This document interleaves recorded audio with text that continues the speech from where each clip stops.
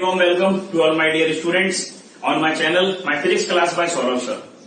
बच्चों, आप जो कि क्रैश कोर्स की पूरी सीरीज देख रहे हैं, अभी तक हमने ये देखा, आज हमारे क्रैश कोर्स का डे 3 है। डे 1 के क्रैश कोर्स में हमने पहला टॉपिक देखा था। टॉपिक कौन सा था मेरे बेटे क्रैश कोर्स डे 1 में? आप देख चुके हैं, जो सेंटर ऑफ मास था। डे 2 में हमने क्या देखा? Unit dimension measurement, error analysis को देखा। आज डे 3 है क्रैश कोर्स का। ठीक है, आज वीडियो चालू करने से पहले, चैप्टर को पढ़ाने से पहले बेटे मैं आपसे कुछ बात ये करना चाहूंगा कि आप जब वीडियो को देखते हैं तो वीडियो के साथ साथ उसके नोट्स को भी सॉल्व करिए। जो डीपीपीज आपको हमारे इंस्टीट्यूट की तरफ से इस वीडियो के थ्रू आपको प्रोवाइड की जा रही हैं, उसको आप रेगुलरली सॉल्व करिए और जो डाउट आती है वो कमेंट सेक्शन में पूछिए। ठीक है, अब बात आती है सर डीपीपी देखें कहां से? तो बेटे डीपीपी आपको मिलेगी टेलीग्राम ग्रुप के ऊपर। ठीक है, हर वीडियो के नीचे डिस्क्रिप्शन बॉक्स में टेलीग्राम ग्रुप का मैंने लिंक दिया हुआ है। ठीक है, तो आप टेलीग्राम ग्रुप को, टेलीग्राम ऐप को डाउनलोड करिए और हमारे टेलीग्राम ग्रुप से जुड़िए बेटा। जब आप हमारे ग्रुप से जुड़ेंगे तो उसमें आपको पीडीएफ फॉर्मेट में डीपीपीज मिल जाएंगी। जैसे वो डीपीपी मिले उस डीपीपीज को ईमानदारी से सॉल्व करिए और जो भी उसमें आपको क्वेरीज आती हैं, जो भी परेशानी उसमें आती है, वो क्वेरीज हमसे क्लियर करिए बेटा। ठीक है, तो बात करते हैं आज के वीडियो की। तो देखिए बेटा ध्यान से, लॉजिक क्या है हमारा? मेन टारगेट है क्रैश कोर्स 2020, जो सीरीज चल रही है क्रैश कोर्स 2020 की। किस चीज के लिए बेटे? जेईई मेंस और नीट के लिए है। आज डे 3 है, 9 मई, 9th ऑफ मई को क्रैश कोर्स की बात कर रहे हैं। ठीक, आज के जो क्रैश कोर्स का जो टॉपिक होगा बेटा, वो टॉपिक क्या होगा क्रैश कोर्स का, तो वो देख लें एक बार ध्यान से।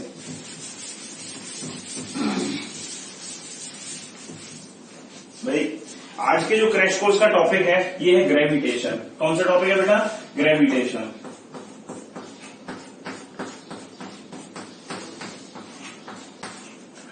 देखो भाई साहब, ग्रेविटेशन क्या चीज है? न्यूटन बाबा ने बोला कि दुनिया में हर जगह प्यार है। ठीक है, अब अगर आप लड़ाई करते हैं बेटा तो इसमें आपका दोष है। ठीक है, क्या बोला न्यूटन बाबा ने? न्यूटन बाबा ने बोला कि दुनिया में हर जगह प्यार है। ठीक है, प्यार का मीनिंग अट्रैक्शन है। तो बेसिकली जो ग्रेविटेशन चैप्टर है, ये ग्रेविटेशन किस चीज की बात करता है? ग्रेविटेशन मेरे बेटे सिंपली एक बात को करता है कि there is always attraction. There is always attraction. Attraction किसमें होगा? अट्रैक्शन होगा बेटा आप में और किसी ऑब्जेक्ट में हो सकता है, दो प्लेनेट में हो सकता है, कोई भी पास में रखे दो ऑब्जेक्ट में हो सकता है, आप में मुझ में हो सकता है, स्टूडेंट एज ए टीचर का अट्रैक्शन हो सकता है। भाई दो किसी भी ऑब्जेक्टों के बीच में होने वाले अट्रैक्शन को बोला उसने ग्रेविटेशन।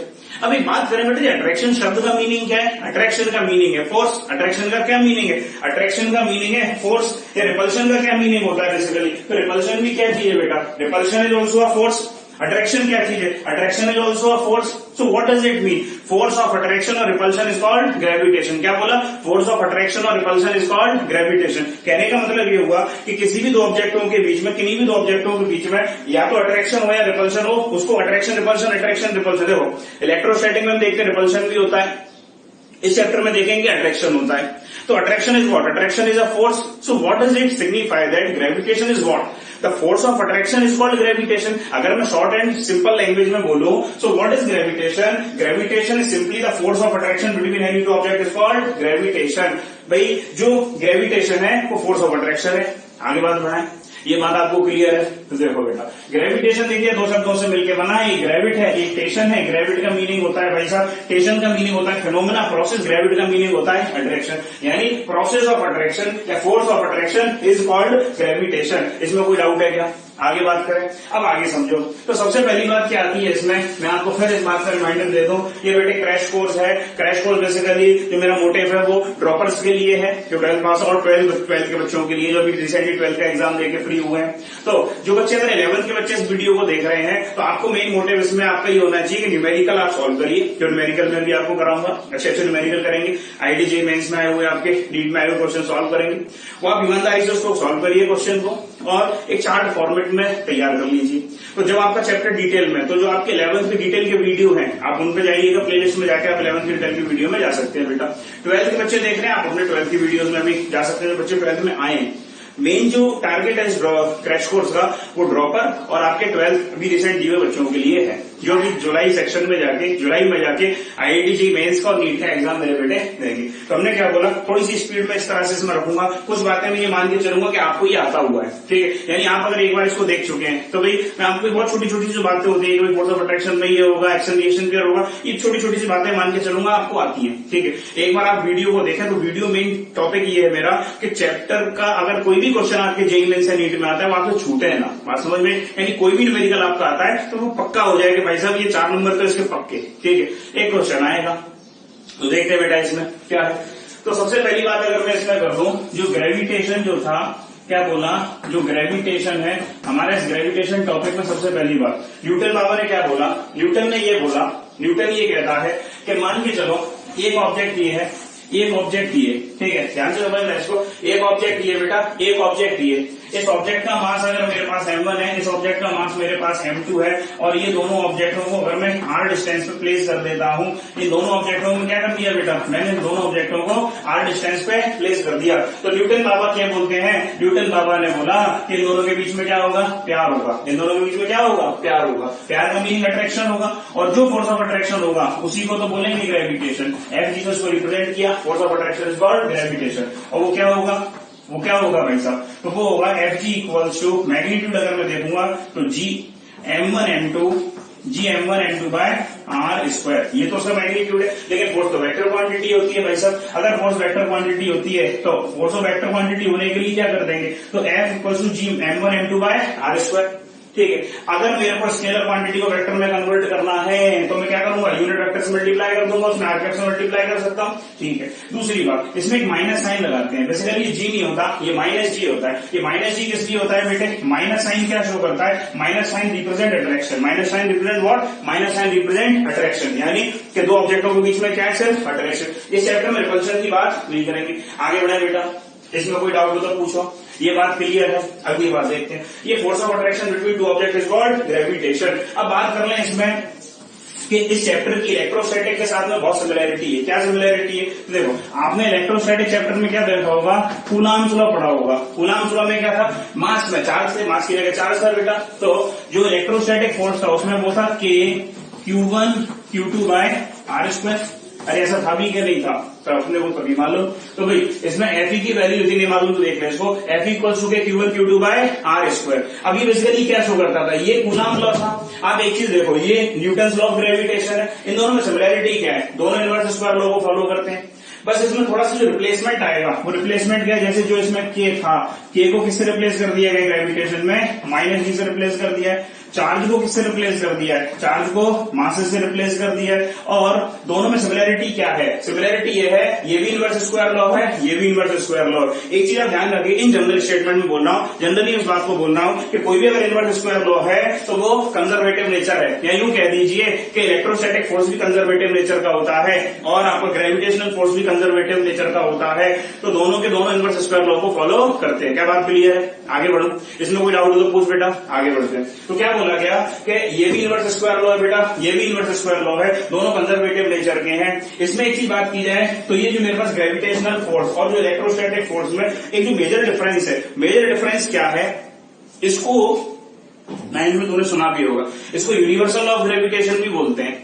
इसको नहीं बोलते यूनिवर्सल ऑफ ग्रेविटेशन, क्यों, इसको इसलिए बोलते हैं क्योंकि ये वाला आइटम यानी ग्रेविटेशनल फोर्स है, ये आपके मीडियम पे डिपेंड नहीं करता, ये मीडियम पे डिपेंड नहीं करता। जब ये आइटम मीडियम पे डिपेंड करता है, तो पानी में जाएगा बदल जाएगा, तो ऑयल में जाएगा, भाई साहब हो सकता है धीरे धीरे तेल का कुआं उसमें कूद जाए। तो मैंने क्या बोला कि भाई अगर ऑयल में प्लेस कर दोगे चार्ज पार्टिकल को, बदल जाएगा, चार्ज पार्टिकल को वाटर में रख दोगे, चेंज हो जाएगा। यानी मीडियम चेंज कर दोगे तो ये फोर्स की वैल्यू चेंज हो जाती है। कैसे हो जाएगी, इलेक्ट्रोस्टैटिक में देखेंगे कितना पैरामीटर से चेंज होगी, और ये वैल्यू जो है मीडियम पे डिपेंड नहीं करती है, यानी मीडियम के चेंज करने से ये चेंज नहीं होगी। दूसरा, ये जो इलेक्ट्रोस्टैटिक फोर्स है सेंट्रल नेचर का है, सेंट्रल यानी कि टुवर्ड्स द सेंटर एक्ट होगा। क्या आगे बात बढ़ाएं, इतने पोर्शन में कोई डाउट हो तो बोल। अब एक चीज समझ, इसमें इस के का जो मीनिंग था, द रिप्लेसमेंट उस चीज को समझना, ये माइनस बस इस बात को इंडिकेट करता है कि अट्रैक्शन है। माइनस हमेशा क्या शो करता है, अट्रैक्शन है। चलो एक चीज देखें,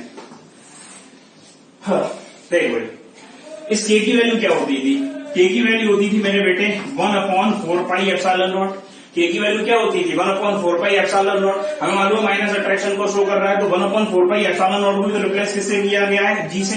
अरे 1/4πε0 से रिप्लेस किया गया है जी से। तो अब इसमें मैंने क्या किया, 1/4πε0 की जगह जी से रिप्लेस कर दिया। तो एक बात समझ, ε0 की अगर वैल्यू निकालें तो क्या ε0 की वैल्यू ऐसे आ सकती है भाई 1/4πg। ε0 की वैल्यू क्या आ सकती है 1/4πg। चलो बेटा आगे न्यूमेरिकल पे आते हैं, आ जाओ बेटा आगे न्यूमेरिकल सॉल्व करते हैं। देखो हाँ बेटा, तो क्वेश्चन क्या है, क्वेश्चन ये दिया हुआ है, क्वेश्चन में ये बोला कि टू सॉलिड स्फीयर, दो सॉलिड स्फीयर है मेरे पास जिनका साइज सेम है। ये साइज सेम का मतलब क्या होता है, जिसका रेडियस सेम है। सेम साइज का मतलब क्या होता है, रेडियस सेम है, ठीक है। तो दो सॉलिड स्फीयर है जिनका साइज सेम है, उनको मैंने प्लेस किया कॉन्टेक्ट में, ठीक है भाई। कॉन्टेक्ट में प्लेस कर दिया बाय टचिंग ईच अदर, एक दूसरे टच करते हुए। बोला ये मेरे से gravitational force acting between them, उनके बीच में लगने वाला जो ग्रेविटेशनल फोर्स होगा वो क्या होगा। पहली चीज एक चीज में और मेंशन करनी चाहिए थी, इसमें शायद ये मेंशन करना भूल गया हूं मैं। टू सॉलिड स्फीयर जिनका साइज सेम है और जिनका मटेरियल भी सेम है, वही same size and same material. इसमें एक चीज और होनी चाहिए थी, एंड सेम मटेरियल। आईआईटी का पूछा हुआ क्वेश्चन है ये, क्या बोला गया इसमें, क्वेश्चन आईआईटी का पूछा हुआ है। टू सॉलिड स्फीयर जिसका साइज सेम है, जिसका मटेरियल सेम है, उनको अगर मैं कॉन्टेक्ट में प्लेस कर देता हूं, एक दूसरे टच करता हुआ, तो ग्रेविटेशनल फोर्स उनके बीच में क्या होगा भाई साहब। तो ग्रेविटेशनल फोर्स उनके बीच में पूछा गया, तो क्या करेंगे। तो डायग्राम इसका ये, मैंने दो सॉलिड स्फीयर बनाए जिनका मास एम है, जिनका रेडियस आर है, उनको प्लेस किया मैंने टच करते हुए, ठीक है। अब उनके बीच में ग्रेविटेशनल फोर्स, हम जानते हैं ग्रेविटेशनल फोर्स न्यूटन बाबू ने क्या बोला, जो ग्रेविटेशनल फोर्स होता है ये क्या होता है, F=G m1 m2 by are square. अरे ये होता भी है कि नहीं होता, ये होता है ग्रेविटेशनल फोर्स। तो दोनों का चूंकि मास सेम है तो क्या हो जाएगा Gm² अपॉन, और उनके बीच में डिस्टेंस कितनी है, डिस्टेंस क्या है भाई मेरे पास, भाई देखो इसका रेडियस आर, इसका रेडियस आर, तो ये आर तो ये आर, तो ये कितना हो जाएगा 2r, यानी जो डिस्टेंस है वो कितनी है 2r, तो Gm² अपॉन 2r का होल स्क्वायर। अब एक चीज देखें, जो ग्रेविटेशनल फोर्स आया है मेरे पास, अब इस क्वेश्चन में आप एक चीज ध्यान से समझिएगा। कुछ बच्चों को क्या लगता है क्वेश्चन गलत है, क्वेश्चन गलत नहीं है बेसिकली। कुछ बच्चे कहते हैं सर मार्क्स तो दिया नहीं है, बेटा मार्क्स नहीं दिया तो इसमें एक चीज समझ में बोला ना कि सेम साइज दिया हुआ, रेडियस तो बात कर रहा है और मेटल सेम है यानी मटेरियल सेम है। अगर मटेरियल सेम है तो इसका मतलब क्या, दोनों की डेंसिटी सेम है। तो हम एक रिलेशन जानते हैं भाई, मास की वैल्यू नहीं है तो कोई बात नहीं है, मास इक्वल टू क्या होता है वॉल्यूम इनटू डेंसिटी। अरे भाई डेंसिटी क्या होता है, मास अपॉन वॉल्यूम, तो मास क्या होता है वॉल्यूम इनटू डेंसिटी। तो वॉल्यूम चूंकि स्क्वायर बोल रहा है तो वॉल्यूम क्या 4/3 πr³ इनटू डेंसिटी हो। इस मास की वैल्यू उठा के मैं यहाँ प्लेस कर दूंगा। जब इसको फर्दर सॉल्व करूंगा, मास की मैंने प्लेस किया, इसमें अब देखो G कांस्टेंट, 4/3 कांस्टेंट, पाई कांस्टेंट, डेंसिटी कांस्टेंट, ठीक है। तो सब कुछ कांस्टेंट है। तो अब इसमें नीचे r² है और ऊपर देखा जाए तो r³ यानी 6। तो कैंसिल आउट करूंगा तो क्या बचेगा r⁴। So according to the given option B is the correct option. आइए देखते हैं अगले क्वेश्चन की तरफ बेटा। देखो हाँ बेटा देखो क्वेश्चन क्या है, क्वेश्चन ये बोलता है कि एक मास है मेरे पास कैपिटल एम, एक कैपिटल एम कांस्टेंट मास दिया हुआ है मेरे पास, एक मास कैपिटल एम है, ठीक है। इसको मैंने दो पार्ट्स में स्प्लिट किया। कौन कौन से दो पार्ट्स में स्प्लिट किया, एक छोटा एम, एक कैपिटल एम माइनस छोटा एम, ठीक है। इसमें स्प्लिट कर दिया। स्प्लिट करने के बाद फिर मैंने इनको सेपरेट कर दिया कुछ सर्टेन डिस्टेंस से। उन दोनों मासेस को जो स्प्लिट किए गए हैं उनको सर्टेन डिस्टेंस पे जाके मैंने सेपरेट कर दिया। अब सेपरेट जब कर दिया तो सेपरेट करने के बाद क्या हुआ, उसने ये बोला कि मेरे पास small M by capital M जो मास है इसका मेरे को रेशियो बताइए। कब रेशियो, तब बताइए जब उनके बीच में लगने वाला ग्रेविटेशनल फोर्स कैसा हो जाए, मैक्सिमम। यानी small M upon capital M mass का क्या रेशियो होगा कि उसके मतलब small M upon capital M का रेशियो तब बताइए जब उनके बीच में लगने वाला ग्रेविटेशनल फोर्स कैसा हो मेरे पास, मैक्सिमम हो। तो बेटा आपको अगर लगता है तो आप अगर सॉल्व करिए, वीडियो पॉज करके होनी तो देखिए, इसमें आगे देखिए तो समझो इसमें। तो पहली चीज क्या कि मास मेरे पास कैपिटल एम था, ठीक है। इसको मैंने दो पार्ट्स में डिवाइड किया, एक स्मॉल एम, एक capital M minus small M. कुछ डिस्टेंस को उसको सेपरेट कर दिया। हमने माना कि जो डिस्टेंस है मेरे पास वो समवॉट एक्स डिस्टेंस में मैंने सेपरेट कर दिया। अब इनके बीच में मेरे को ग्रेविटेशनल फोर्स देखना है, तो ग्रेविटेशनल फोर्स लगेगा देखना बेटा। तो इनके बीच में जो ग्रेविटेशनल फोर्स होगा वो कितना होगा, यानी Fg जो होगा ग्रेविटेशनल फोर्स कितना होगा, कैपिटल G। ये G का मतलब यहाँ मल्टीप्लाई नहीं किया है, सबस्क्रिप्ट में लिखा हुआ है। तो Fg=G और स्मॉल m, और ये मेरे पास क्या है capital M minus small m, क्योंकि Gm1 m2 r² upon x²। अब उसने बोला कि ये मैक्सिमाइजेशन, तो बेटा एक चीज ध्यान रखें, मैक्सिमाइज बोले मिनिमाइज बोले, यानी आपको मैक्सिमा करना हो मिनिमा करना हो तो क्या करते हैं, डिफरेंशिएट करके 0 पुट करते हैं, फिर क्रिटिकल पॉइंट निकालते हैं। तो देखो इसमें तो क्या किया, उसने बोला कि मैक्सिमाइज होना चाहिए। तो हम क्या करें इसमें कि df किसके रिस्पेक्ट में जो वेरी कर रहा है, तो df upon dm equals to 0, df upon dm equals to 0, यानी इसको हम डिफरेंशिएट करके 0 पुट करते हैं। तो कैसे डिफरेंशिएट करेंगे, तो इसमें डिफरेंशिएट करेंगे, कांस्टेंट है बाहर, तो जो कि g कांस्टेंट, x² भी कांस्टेंट होगा, सर्टेन डिस्टेंस यानी फिक्स्ड डिस्टेंस, और इसका क्या हो जाएगा मेरे पास, सबसे पहले इसको देखें तो डी अपॉन ये हो जाएगा डीएम, डी अपॉन डीएम, किसका डी अपॉन डीएम हो जाएगा, तो ये हो जाएगा small M into capital M और माइनस ये एम स्क्वायर इसका, और जिसको इक्वल हमको क्या करना है बेटा, अपने को जीरो करना है। तो एक चीज देखें इसमें ये कांस्टेंट है, ठीक है भाई, ये जीरो हो नहीं सकता, तो इसका डिफरेंशिएट करोगे तो क्या आएगा मेरे बेटे, ये आ जाएगा capital M minus M square का क्या हो जाएगा 2m इक्वल्स टू जीरो। अब देखो ये जीरो नहीं हो सकता, ये आइटम को जीरो होना पड़ेगा, तो क्या करा जाए इसमें, तो m की वैल्यू कितनी मिलेगी मेरे को 2m, रेशो किसका चाहिए था मेरे को, small m upon capital m का रेशो चाहिए, तो ये क्या हो जाएगा 1/2, ये आ गया इसका आंसर। ये मेरे पास इसका रेशो क्या होना चाहिए 1/2 इसका रेशो होना चाहिए, ये आंसर आ गया। देखते हैं अगले क्वेश्चन की तरफ बेटा। हाँ बेटा, तो अगला क्वेश्चन देखें, क्वेश्चन क्या है, two particles of mass m and 81 m, दो मास दिए गए मेरे को, एक कैपिटल M और एक 81 m है, उन दोनों को मैंने स्मॉल r डिस्टेंस पे एक दूसरे से सेपरेट करके रख दिया, ठीक है भाई। Where we should place third mass, हमें तीसरा मास लिया, छोटा सा m लिया, छोटू m लिया, उस थर्ड मास स्मॉल m को कहां प्लेस किया जाए, so that third particle remains in equilibrium, जो तीसरा पार्टिकल आप प्लेस कर रहे हो वो कैसा रहे, इक्विलिब्रियम में रहे। अब इक्विलिब्रियम का मतलब क्या होता है, इक्विलिब्रियम मतलब net force zero, net force zero का मतलब क्या होता है कि इसके द्वारा और इसके द्वारा, यानी the force acting on the third particle due to the interaction of these both given m and 81 m must be equal and opposite, ठीक है, तभी तो नेट फोर्स जीरो होगा। तो देखें भाई इस क्वेश्चन को एक बार आप ट्राई करिए, उसके बाद आप बोर्ड पे देखिएगा। देखो मैं इस क्वेश्चन को डायरेक्ट ट्रिक से बता रहा हूँ, आप लॉजिक समझिएगा, कॉन्सेप्ट में क्या बोला है इसमें। जैसे मान के चलो मैंने एक मास ये ले लिया और एक मास ये ले लिया, ठीक है, ये मास कितना ले लिया मैंने m और ये वाला मास कितना ले लिया 81 m, जैसा कि क्वेश्चन ने बोला, ठीक है, एक मास m था, एक मास 81 m था, उन दोनों को कितने डिस्टेंस पे सेपरेट कर दिया मेरे बेटे, उन दोनों को मैंने r डिस्टेंस पे प्लेस कर दिया। आगे क्या बोला कि थर्ड पार्टिकल है, थर्ड मास है स्मॉल है, उसको मैं कहां रखूं कि नेट फोर्स जीरो। अब एक चीज समझो कि दोनों ही सेम नेचर के, अरे दोनों ही सेम नेचर के, तो एक शब्द याद रखना बेटा कि अगर सेम नेचर के होंगे, ठीक है, और एक हो सकते हैं अपोजिट नेचर, इलेक्ट्रोस्टैटिक पढ़ोगे तो ये वाली बात काम आ जाएगी आपकी, लेकिन अभी इसमें समझ में आना चाहिए। तो ऐसे मान के चलो दो चार्ज हो या दो मास हो, क्या बोला मेरे पास दो चार्ज हो या दो मास हो, अगर उनका नेचर कैसा हो सेम हो, अगर वो सेम नेचर के हो तो एक शब्द है सेम तो बोलेगा, अरे सेम नेचर तो बोलेगा भाई, अगर ये सेम नेचर के हैं, अरे सेम में तो एम आता है, एम का मतलब तो मिडिल होता है, मिडिल का मतलब ऐसा नहीं कि भाई से मिड पॉइंट पर रख दो, मिडिल का मतलब दोनों के बीच में। दूसरी बात, अगर दोनों अपोजिट नेचर से, चार्ज की बात कर ले इलेक्ट्रोस्टैटिक के हिसाब से, क्योंकि इलेक्ट्रोस्टैटिक ग्रेविटेशन लगभग एक ही सिक्के के दो पहलू जैसे हैं, आप इलेक्ट्रोस्टैटिक पढ़ लो तो ग्रेविटेशन पढ़ लो तो इलेक्ट्रोस्टैटिक लगभग क्लियर हो जाता है, ठीक है। तो क्या देगा इसमें, अगर ये दोनों अपोजिट नेचर के होते, दोनों चार्ज कैसे होते मेरे बेटे अपोजिट नेचर के, तो क्या होगा, अरे अपोजिट में तो ओ आता है, अरे ओ का मतलब तो आउटर होता है, आउटर जहां ट्रेन खड़ी हो जाती है रुक जाती है बेटा, तो आउटर यानी कि दोनों चार्ज है, दोनों मास के बाहर आप प्लेस कर देते, हालांकि मास तो कभी निगेटिव होगा नहीं, तो चार्ज में आपका अगर दोनों अपोजिट नेचर के होंगे और इक्विलिब्रियम आपको चाहिए बेटे, तो कहां प्लेस करोगे बाहर, उन दोनों के बाहर, या तो इधर बेटा या इधर, ठीक है। अगर दोनों सेम नेचर के होंगे तो कहां प्लेस करेगा मेरे बेटे, तो कहां प्लेस करेगा, तो उनके बीच में, सेम में तो एम, आपने सर बोला सेम में तो एम आता है, एम का मतलब मिडिल, मिडिल का मतलब पॉइंट से नहीं है, मिडिल का मतलब बीच में है, तो उनके बीच में अगर प्लेस कर देंगे तो क्या आ जाएगा बेटा इक्विलिब्रियम। तो देख लो ये m मास था, ये 81 m था, मेरे को इक्विलिब्रियम चाहिए था, तो मैंने क्या किया, छोटा सा जो m मास है मेरे पास, मैंने तीसरे मास स्मॉल m को यहाँ प्लेस कर दिया।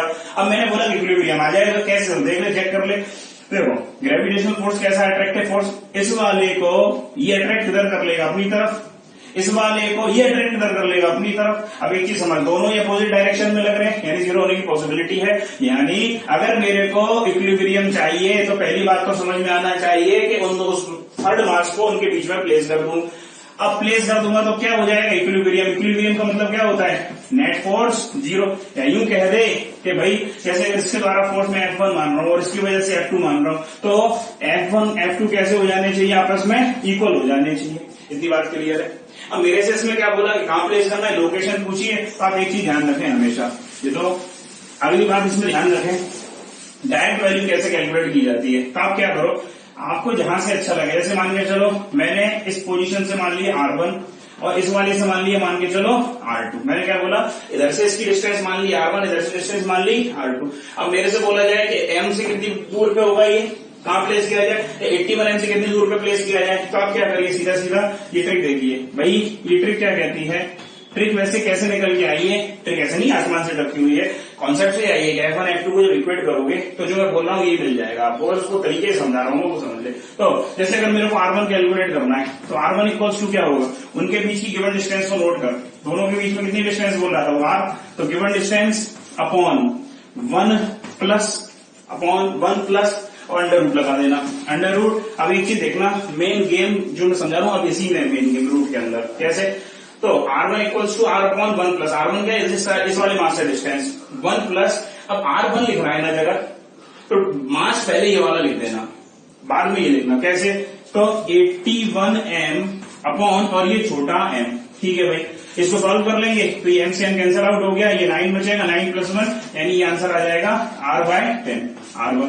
तो R2 कैलकुलेट करके देख ले, तरीका से तरीका यही है कि टोटल डिस्टेंस नोट कर दे 1 प्लस R2 के साइड से, तो पहले ये मत ले, पहले ये लिख ले, जैसे इससे निकाला तो पहले ऊपर ये लिखा नीचे ये लिखा, अब इस साइड से निकाला तो ऊपर ये लिख ले नीचे ये लिख ले, तो ये क्या आ जाएगा मेरे बेटे m अपॉन और ये 81 m से m कैंसिल हो गया, 1 अपॉन 9 एलसीएम ले लेगा तो ये कितना आ जाएगा मेरे बेटे, ये आ जाएगा 9R अपॉन 10, ये वैल्यू आ गई। क्या बात समझ में आई, ये R1 R2 की वैल्यू है, पोजीशन ऑफ इक्विलिब्रियम डिफाइन कर लिया। इस क्वेश्चन में कोई डाउट हो तो पूछ ले बेटा, आगे बढ़े।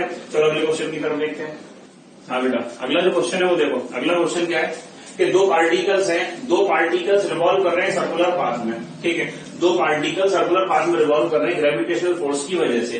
अब आपस में ग्रेविटेशनल फोर्स लग रहा है, इस वजह से वो सर्कुलर पाथ में रिवॉल्व कर रहे हैं, ठीक है।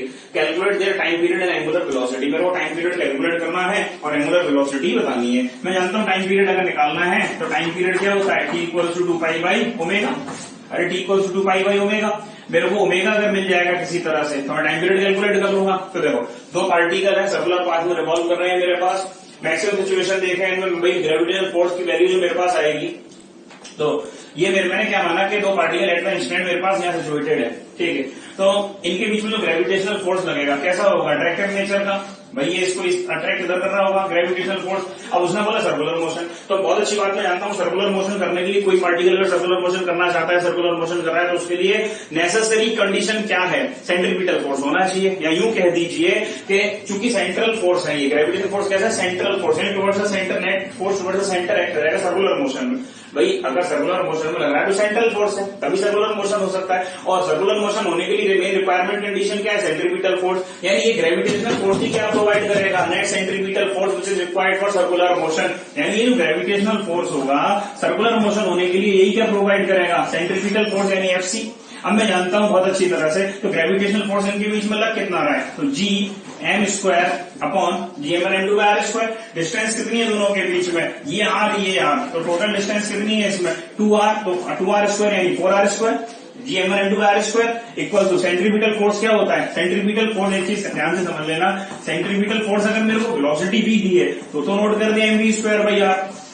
अगर मेरे को ओमेगा टाइम पीरियड निकालना है तो इसको ऐसा लोड कर दे m ओमेगा²r। ये कैसे लिख पा रहा हूं, मैं रिलेशन जानता हूं v equals to omega r का रिलेशन जानता हूं, इस वजह से ऐसा लिख पा रहा हूं। क्योंकि मेरे को टाइम पीरियड चाहिए तो ओमेगा चाहिए, तो मैंने क्या किया सेंट्रीपिटल फोर्स की लिख दिया m ओमेगा²r, ठीक है भाई। अब इससे मैं कैलकुलेट कर लूंगा, m से m कैंसिल आउट हो गया, इससे मेरे पास ओमेगा² की वैल्यू आ गई, कितनी वैल्यू आ गई ओमेगा² की, Gm², ये आ गई मेरे पास g, और ये हो गया m अपॉन और ये हो जाएगा 4r³।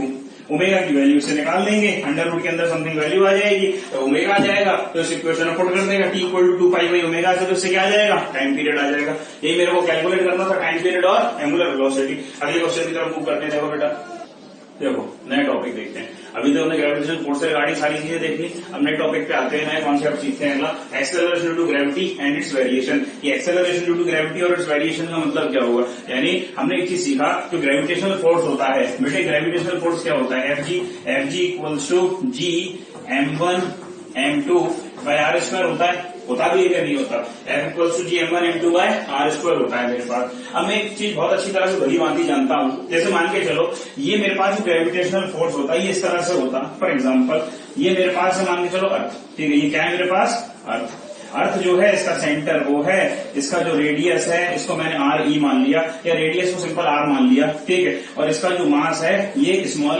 कैपिटल M ही है।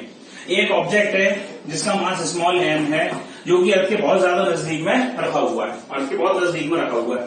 तो अब एक चीज देखें, ये gravitational force, basically gravitational force क्या है, दोनों के बीच में अट्रैक्शन। और मैं जानता हूं कोई ऑब्जेक्ट को जब अर्थ अट्रैक्ट करती है अपनी तरफ तो उसको क्या बोलते हैं, वेट। अब एक बात का जवाब दो, क्या वेट भी एक फोर्स है? वेट भी कौन सा फोर्स है? अट्रैक्टिव फोर्स है। अट्रैक्टिव फोर्स कौन दे रहा है? अर्थ दे रही है। किसके ऊपर लगा रही है? ऑब्जेक्ट के ऊपर लगा रही है। अरे अट्रैक्टिव फोर्स को ग्रेविटेशनल फोर्स भी बोलते हैं। और वेट तो हम जानते हैं, W इक्वल्स टू क्या होगा मेरे पास, mg होगा भी कि नहीं होगा? W इक्वल्स टू क्या होगा, mg। तो मैं क्या जानता हूं कि आप इन दोनों के बीच में लगने वाला जो ग्रेविटेशनल फोर्स देखो, अट्रैक्टिव होगी और ये भी अट्रैक्टिव है टुवर्ड्स द अर्थ लगता है, यानी दोनों वन एंड सेम थिंग है। यानी मैं इसको लिख सकता हूं, यानी जो फोर्स है ग्रेविटेशनल फोर्स और ये वेट एक ही चीज है, या यूं कह दीजिए कि जो ग्रेविटेशनल फोर्स और जो वेट है वन एंड सेम थिंग। तो mg इक्वल्स टू कितना हो जाएगा, g, और अर्थ का जो मास me है, इस ऑब्जेक्ट का मास m है, इनके बीच में डिस्टेंस अगर अर्थ के नजदीक में तो r स्क्वायर है, ये m से m समाचार हो गया। तो जो स्मॉल g की वैल्यू बची मेरे बेटे वो कितनी बची, gme अपॉन re का स्क्वायर। क्या बची, small G equals to GME upon R square. इस स्मॉल जी को क्या बोलते हैं बेटा, इस स्मॉल जी को बोलते हैं एक्सेलरेशन ड्यू टू ग्रेविटी। कहने का मतलब कि ग्रेविटी की वजह से, ग्रेविटेशनल फोर्स की वजह से किसी भी ऑब्जेक्ट में आने वाला जो एक्सेलरेशन होगा, यानी वो एक्सेलरेशन जिस एक्सेलरेशन से अर्थ आपको अपने सेंटर की तरफ अट्रैक्ट करती है, उस एक्सेलरेशन को बोलते हैं एक्सेलरेशन ड्यू टू ग्रेविटी, जिसकी वैल्यू कितनी है बेटे, G equals to GME upon R square. अगला कॉन्सेप्ट देखते हैं, जैसे अभी थोड़ी देर पहले हमने न्यूमेरिकल सॉल्व किया था, तो न्यूमेरिकल में एक चीज देखी थी, हमको डेंसिटी दी हुई थी। अब मान के चलो मास नहीं दिया, फॉर एग्जांपल मास नहीं दिया, अगर मास नहीं दिया मेरे को तो क्या करें फिर, तो क्या कर सकते हैं, कुछ नहीं, कोई दिक्कत नहीं है भाई। स्मॉल जी की वैल्यू को मैं लिख सकता हूं जी, ठीक है। मास की जगह मैं क्या लिख सकता हूं, मास की जगह मैं क्या लिख सकता हूं मेरे बेटे, तो मास की जगह क्या लिख दो, वॉल्यूम इनटू डेंसिटी अपॉन, और ये जो मेरे पास है आर ई का स्क्वायर, ऐसे लिख सकते हैं मास की जगह। अरे mass equals to volume into density लिख सकते हैं। मान के चलो अर्थ की बात कर लेते हैं, तो स्मॉल जी की वैल्यू क्या नोट कर सकते हैं, कैपिटल जी, जो कि यूनिवर्सल ग्रेविटेशनल कांस्टेंट है, इसकी वैल्यू कितनी होगी, 6.67 10 to the power -11 newton metre square पर केजी स्क्वायर। तो वॉल्यूम अर्थ का क्या होगा, चूंकि स्फेरिकल शेप है तो 4/3 pi R E cube, square का वॉल्यूम क्या होता है 4/3 पाई आर क्यूब, तो 4/3 pi R E cube into density, और अपॉन ये मेरे पास है आर ई का स्क्वायर, ये पावर से समाशम हो गया। तो स्मॉल जी की वैल्यू कितनी बची, 4/3 जी पाई, 4/3 जी पाई और रो, और ये आर ई। यानी मैंने क्या सीखा, मेरे पास एक्सेलरेशन ड्यू टू ग्रेविटी के दो फॉर्मेट मेरे को देखने को मिले। पहला फॉर्मेट क्या मिला, जीएमई अपॉन आर स्क्वायर, दूसरा फॉर्मेट क्या देखने को मिला, 4/3 जी पाई रो आर ई, 4/3 जी पाई रो आर ई। अगर मान के चलो मेरे को मास नहीं देगा, डेंसिटी की बात करेगा, तो मैं ये यूज कर लूंगा। एक चीज एडवांस बता के चलो, जब वेरिएशन हाइट से देखेंगे तो ये यूज कर लेंगे, जब वेरिएशन डेप्थ से देखेंगे तो ये यूज कर लेंगे, ठीक है। जब अर्थ के अंदर में जाएंगे तब, ठीक है भाई। इस कॉन्सेप्ट में कोई डाउट होगा पूछो। एक चीज ध्यान रखना कि ये रिलेशन जो मेरे पास GME G equals to GME upon R square है, इस रिलेशन में पहली बात तो क्योंकि बहुत 9th क्लास का डिफरेंस है, आपको मुझे लगता है ऐसा आता होगा, लेकिन फिर भी सुन रहे, स्मॉल जी का मतलब वो कैपिटल दोनों को जी जी बोल रहे हैं भाई साहब, कि अजी सुनते हो जी, अजी सुनते मतलब जानते हो क्या होता है, ये गधे सुनता है, शादी हो जाएगी ना तो बुलाएगी वो कि अजी सुनते हो जी, यानी ये गधे सुन रहे हो जी के में, यानी आप शादी में गधे बनने वाले हो भाई साहब, इसको सीख लो अच्छे से। खैर सभी बनते हैं यार, उसमें क्या है, ले समझ ले इसको, small G equals to GME upon R E square. Logic समझ ले, इसमें क्या होगा कि स्मॉल जी का मतलब क्या होता है, एक्सेलरेशन ड्यू टू ग्रेविटी। इस कैपिटल जी का मीनिंग क्या होता है, यूनिवर्सल ग्रेविटेशनल कांस्टेंट, ऐसा कांस्टेंट जो पूरे ब्रह्मांड में ना बदले, यूनिवर्सल ग्रेविटेशनल कांस्टेंट। भाई हर साइंटिस्ट अपना नाम देता है, एक रिलेशन देता है, रिलेशन के बाद प्रोपोर्शनलिटी एक कांस्टेंट आता है, तो आने वाला कांस्टेंट ये है, जैसे इलेक्ट्रोस्टैटिक 1/4 पाई एप्सिलॉन नॉट, ऐसे इसमें कैपिटल जी है, ठीक है। तो मेन चीज मैं क्या बोलना चाह रहा था कि अगर मैं जीएमई की वैल्यू निकालूं तो जीएमई की वैल्यू क्या रहेगी मेरे बेटे, जी आर ई स्क्वायर। अभी हम जब एस्केप वेलोसिटी पढ़ेंगे और ऑर्बिटल स्पीड पढ़ेंगे तो वहां रिलेशन ही काम आ जाएगा। कहने का मतलब ग्रेविटेशनल कांस्टेंट को एक्सेलरेशन ड्यू टू ग्रेविटी के टर्म्स में, यूं कह दो मास को रेडियस के टर्म्स में कन्वर्ट करने वाला फैक्टर है ये, ठीक है। तो इसका अभी आगे फ्यूचर में भी यूज करेंगे जब ऑर्बिटल वेलोसिटी और एस्केप वेलोसिटी पढ़ेंगे। अभी ऑर्बिटल वेलोसिटी और एस्केप वेलोसिटी जब देखेंगे तब इसका यूज करेंगे। हाँ बेटा, तो नए कॉन्सेप्ट पे आते हैं। अगला कॉन्सेप्ट क्या है, देखो अभी हमने एक्सेलरेशन टू ग्रेविटी के फॉर्मूले देख लिए भाई, GM upon R E square भी देख लिया और डेंसिटी टर्म्स में भी देख लिया। अगला कॉन्सेप्ट है जब एक्सेलरेशन टू ग्रेविटी में वेरिएशन कौन कौन से आते हैं। तो जब मान लीजिए हम अर्थ की सरफेस से साइड पे जाएं, अर्थ की सरफेस के अंदर जाएं, डेप्थ में खदानों में जाएं, अर्थ को रोटेट करने की वजह से, अर्थ के शेप की वजह से जो जो चेंज आएगा वो सारे वेरिएशन अपने को देखने हैं। तो सबसे जो पहला वेरिएशन देख रहे हैं बेटा, हाइट की वजह से क्या वेरिएशन आएगा तो उसको समझें। इस डायग्राम को बहुत ध्यान से समझिएगा। इसमें जो जीएस है, जीएस का मतलब क्या है? जीएस का मतलब भाई साहब क्या जनरल साइंस नहीं है? जीएस का मीनिंग है acceleration due to gravity at surface of earth. GH का meaning acceleration due to gravity at height H. तो लॉजिक समझना, डायग्राम में पूरी पिक्चर क्लियर हो जाती है वैसे तो। जैसे मान चलो ये मेरे पास जो है ये अर्थ है, ठीक है। अर्थ दो केस मैंने लिए, एक ऑब्जेक्ट लिए जिसका मास स्मॉल है, मैं अभी अर्थ के सरफेस पर रखा हुआ है, और केस 2 ये लिया जब उसको मैं सरफेस से एच हाइट ऊपर ले गया, ठीक है भाई। तो जब ये ऑब्जेक्ट सरफेस पर रखा हुआ है तो एक्सेलरेशन टू ग्रेविटी का फॉर्मूला क्या होगा? GS equal to GME upon R E square. अभी थोड़ी देर पहले डेरिवेशन करके निकाला, तो GS equal to GME upon R E square. अगली बार जब मैं इस ऑब्जेक्ट को एच हाइट ऊपर ले जाऊंगा तो एच हाइट पे जाके क्या मेरे पास एक्सेलरेशन टू ग्रेविटी की वैल्यू आएगी? तो जीएमई अपॉन सेंटर से डिस्टेंस लेते हैं, अर्थ के सेंटर से डिस्टेंस ली जाती है, तो यहाँ से डिस्टेंस टोटल कितनी हो गई? R E plus H. तो ये क्या हो जाएगा? जीएच की value GME upon R E plus H का होल स्क्वायर। अगली बात देखें, अगर मेरे को एच हाइट पे निकालना है, मैंने दोनों इक्वेशनों को डिवाइड कर दिया, तो जीएच अपॉन जीएस की वैल्यू मेरे पास क्या आ गई बेटा? इसको दोनों के इक्वेशनों को डिवाइड किया तो are E square upon R E plus H का होल स्क्वायर। रुकिए और ध्यान से सुनिए, पहली बात मैं आपको क्लियर करना चाहता हूं, जो एक्चुअल फॉर्मूला है एच हाइट का एक्सेलरेशन ड्यू टू ग्रेविटी का, वो ये है, वो फॉर्मूला ये है, इसमें कोई एजम्पशन नहीं लिया हुआ है अपन ने। क्या बात क्लियर है बेटा? आगे सुनो। अब क्या किया गया कि हमने इसमें कुछ एजम्पशन लगाया। एजम्पशन क्या लगाया तो पहले उसको ध्यान से देखो, आपको कहानी पूरी समझ में आ जाएगी। तो जीएच अपॉन जीएच जब किया, आर ई स्क्वायर नीचे से मैंने आर ई को कॉमन लिया, तो are E square 1 plus H upon R E, ये आर ई से आर ई मैंने कैंसल आउट किया। ये जब ऊपर ले गया 1 प्लस एच अपॉन आर ई की पावर हो गया -2। मैं बहुत अच्छी तरह से भली बात ही जानता हूं बाइनोमियल थ्योरम। बाइनोमियल थ्योरम क्या होती है? 1 प्लस एक्स की पावर है nearly equals to 1 plus N X होता है। तब जब x की वैल्यू लेस देन 1 है तो मेरे बेटे मेरे को एक बात बता कि भाई h अपॉन आर, एच का मतलब हाइट 10 किलोमीटर, 20 किलोमीटर, और अर्थ का रेडियस 6500 किलोमीटर, यानी हजारों में और कुछ 100 किलोमीटर में बहुत ज्यादा गैप है। अगर मैं एच अपॉन आर निकालता हूं, यानी height of object from the earth surface and radius of अर्थ, तो इसका रेशियो लेस देन 1 आएगा। इट मीन्स बाइनोमियल थ्योरम लगाई जा सकती है। तो 1 प्लस एक्स की पावर एन, तो 1 प्लस एन एक्स हो जाएगा। तो ये मेरे पास इधर आ गया, यानी जो मेरे को एजम्पशन का फॉर्मूला मिला G H equal to G S 1 minus 2h upon R E, ये मेरे को फॉर्मूला मिला। इसका मतलब क्या हुआ? It is what? It is the value of acceleration due to gravity at height H